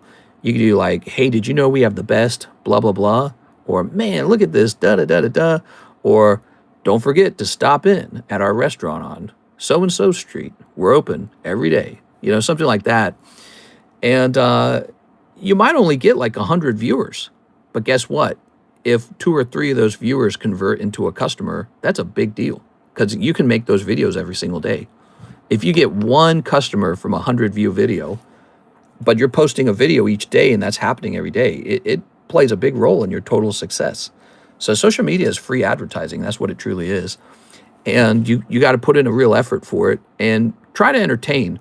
Try to make people feel good about themselves. And you could do like how to cook so-and-so dish maybe. Or what I would do if I were you, I would try to be known for a particular dish. Be like, we've got the best so-and-so dish. We use authentic seasonings imported from so-and-so. And then you can either show how it's cooked, which maybe is sort of a trade secret. But sometimes people like to see how your food is cooked in order to be like, whoa, this guy's the real deal. He cooks it fresh. You know, he cooks it real good. Or just show it off, show how big and delicious it is, and try to hire somebody else to eat it on camera. Maybe like, you know, invite a food eater, a food challenge guy to come in and eat a bunch of them or something, you know. Those are all great tricks. And you should employ AI to help you improve your business. So if I were you, I would sit down with one of the AIs and say, give me a list of 100 questions on how to improve my business. And then AI will generate that list, and I want you to fill that whole list out. Answer every question. It's going to ask, what are your clients like? What ages are they? How do they like to do this? How do they like to do that? AI is going to give you some actionable steps you can take to try and improve your business. And if you take those steps, you will see an improvement. It might take 6 months, but you better start on it now so that 6 months from now, you're happy about that, okay? So that's why I would recommend anyways. So, oh man, my neck is killing me, dude. I'm ready to hop off, guys. It's 1:57. I feel like my neck's broken. But let's see. I'm sorry, Miss Alexandra. You're probably waiting for me to finish working over here. I'd like to keep Flareon and give you all my Sylveons. Well, I tell you what, it's not a rush, the trade slab. It's not a rush. I don't want to take anything you really like. You know, these little Eeveeutions. Why don't you just keep those Eeveeutions? Here, you got a lot of Eeveeutions. You don't like Sylveon, huh? All right, I was just talking with Mr. Jonathan Chim. You know, he's been hanging out with us for a long time. So I would be happy to hear him doing well. I'd like to hear that, you know. So hopefully some of those thoughts are useful. But, you know, that's one trick I use sometimes is I talk to AI, and what I do is I say, ask me 100 questions relevant to my business, and I'll answer them. And so I try to answer those questions. And sometimes answering AI questions leads me to like a thought process that I didn't have before. And I go, oh, I should be doing this, huh? All right. And a great time to work on that is if you find yourself with idle hands, like you're not working because maybe sales are a little bit low. So you take a break and go say, how can I improve what I got? You got free time, so this is the perfect time for improvement. All right, so I like you, Miss Alexandra. I'm just going to take this tiny pile here and get you into that break, okay? I don't really believe that's $5, but I'm just going to get you in there because I like you. So here, let's get you in here. All right. There you go. So you're in the skitty now. Now, for the evening stream, I can see some people have already moved on. For the evening stream, we're going to pick out a new giveaway and start giving that away for the Monday evening stream. And hopefully this really horrible migraine is over. My gosh, I need to go lay down so I can get out of the migraine, everybody. So I'll see you guys pretty soon for the evening stream. I'm just going to read these real fast. JC says, I know a competitor is 20% cheaper than my prices. and I cannot compete with that price because I actually use quality ingredients. Yeah, that's a real thing. So, like in America, we have the cheapest grocery store called Walmart, and it's a very popular store because it's the cheapest. But Walmart also tends to fill up with crazy people. It tends to be dirtier, crowded. There's longer wait times. And if your ingredients are actually better than your competitor who's cheaper, that's the perfect chance for you to educate people about why yours costs a little bit more. You say, hey, mine costs $2 or $3 more, but the other guy's using leftover grease in his restaurant. We don't do that because we care about your health so much. So you have to educate them, because people will pay a premium price for a product when they know they're getting a much better deal for just a little more money. And I think that actually works here on this channel to a certain degree. People know I don't tamper with the product. They know I use sealed cases. With the breaks, they can see their odds and all this. So there's never been any funny business on this channel for 7 years, and that's my golden goose. So people will pay a premium for product that they know is not tampered with. Because it's like the guy down the street, he might be $2 cheaper per pack or something like that, but you don't know if he's pulling the hit out and then selling the rest of the crap to you. I was just in a fight on eBay. I was buying a case of product, but I noticed he sells the chase card from that product along with the case. And I said, cancel this order. I won't buy it from you because I know you've got the chase card already for that product, so I won't do it. So I'm very tough about those things. And when people hear that, they go, oh, okay, so, we have a better chance to actually pull Charizard or Gengar or whatever. And I think that's played out on this channel too, by the way. So you can see the fruits of that product acquisition strategies. We tend to not open too much product, and then bada bing, bada boom, we hit the chase card like right away. So you tend to see that playing out in our actual odds, because I'm confident Whatnot's full of pirates who are like, yeah, let's hose down the customer. Just 18-year-old guys, 23-year-old guys, maybe even 35-year-old guys, but guys who are down on their luck, and they are not looking to help you with your collection. They're looking to help themselves. I'm not at that point in life. I'm at a point where I got all my cards already. I'm very happy. I think I'm pokey wealthy, essentially. And so I'm looking to help you guys with your collection. So if we can get you better pulls, that matters a lot to me. And yeah, so same for your, like, running a restaurant. You have to come up with a concept that you're very passionate about and then pitch that idea. You have to like have a vision for what you're trying to accomplish. Like, we're going to have the best takeout food. You don't want to be like second best, but even if you are second best, then you need to have another strategy. Well, ours is more expensive, but we have the finest ingredients, something like that. You know what I'm saying? So it's just how it is. It's a part of doing business. It's fun, actually. I really like that kind of stuff. Mister is a leprechaun. That's how he gets the gold. That's right. I can't. I'm hearing I like bananas. I send in for grading. Oh, okay. Give me a second. I'll take care of that for you, Mr. Andre. All right, so we're grading. Pre-grade the gold and Eevee, and if possible, 10 send a tag. I see what you're saying. So you only want them sent out if they're going to grade 10. All right, so let's open up your baggie. So see these holographic cards. You can try to trade those away, by the way, toward the trade slab or whatever you'd like. And let's see if we can find your pulls now. So here is the Golden Suicune and the Eevee. All right, there we go. Very nice. Ugh. Let's see. Oops. I'll go ahead and toss this over here. Ugh.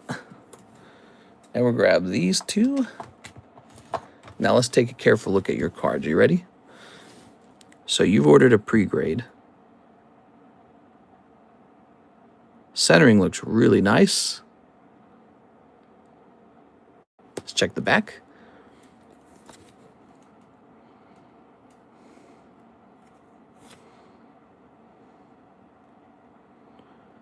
Yeah, I'd say this card definitely has a shot at a 10. Thanks for the advice, TCC and everybody. We're rooting for you, man. You got business experience, and a big part of it is just don't get discouraged. A lot of the times, the difference between somebody who gets a regular job and somebody who wants to run a business is that ability to be okay even when things are not going well, and also to have that ability to know, hey, I'm not making money today, but I might make money 6 months down the road. So you have to have like a vision for where you want to be instead of like, when's my next paycheck? All right, so for this card, it might also grade 10. I suspect this one might grade 9, though, and that would be for off-centering top to bottom. The bottom's thinner. We also see that the texturing on the front is not perfect. So if you look at that right there, there it is. So I believe that that texturing will probably be caught by tag grading. And both tag and PSA are very tough on front grading. So for that reason, I'm going to give it a 9. It's a nice card, but I don't think it will grade 10. So what this means is you will have $30 left over to grade a different card with, since you probably don't want to grade that one now. There it is. Now we go live a second time today, so we might be able to explore another card. I've always been a big fan. Thanks, man. Yeah, we're still humdrumming along. Things are still going nice and steady. And I've basically accomplished my pokey dreams. You got this, what's her name? Yamato? I think it's Yamato. And this guy as well. I don't know if I'd send any of these Pokeballs. So you got one grade, $30 left over. I'm going to send the Eevee to tag for you, okay? So next time the tag submission goes out, he will go too. But you've got $30 left over. That pre-grade, saving you a little bit. Pre-grade is pretty useful sometimes, guys. We're going to say Andre. Olivier. Is it Olivier? Might be Olivier. All right. That one's gone. And it's off. And now you're going to get a store credit card for $30. So this is a store credit card, and you can just tell me how you want to spend it, and we'll take care of you. There. I'm not too worried. Still making a bit of money to survive. Basically at rock bottom. About can only go up from there. Yeah, it sounds like you got some actionable steps you can take. So I would get all up in there with some of those tricks. So I am going to go ahead and hop off now, guys. My head is hurting so bad, it's crazy. I'm going to go relax and close my eyes. I'll see you for the evening stream, which will be in about 2.5 hours from now. See you there, guys.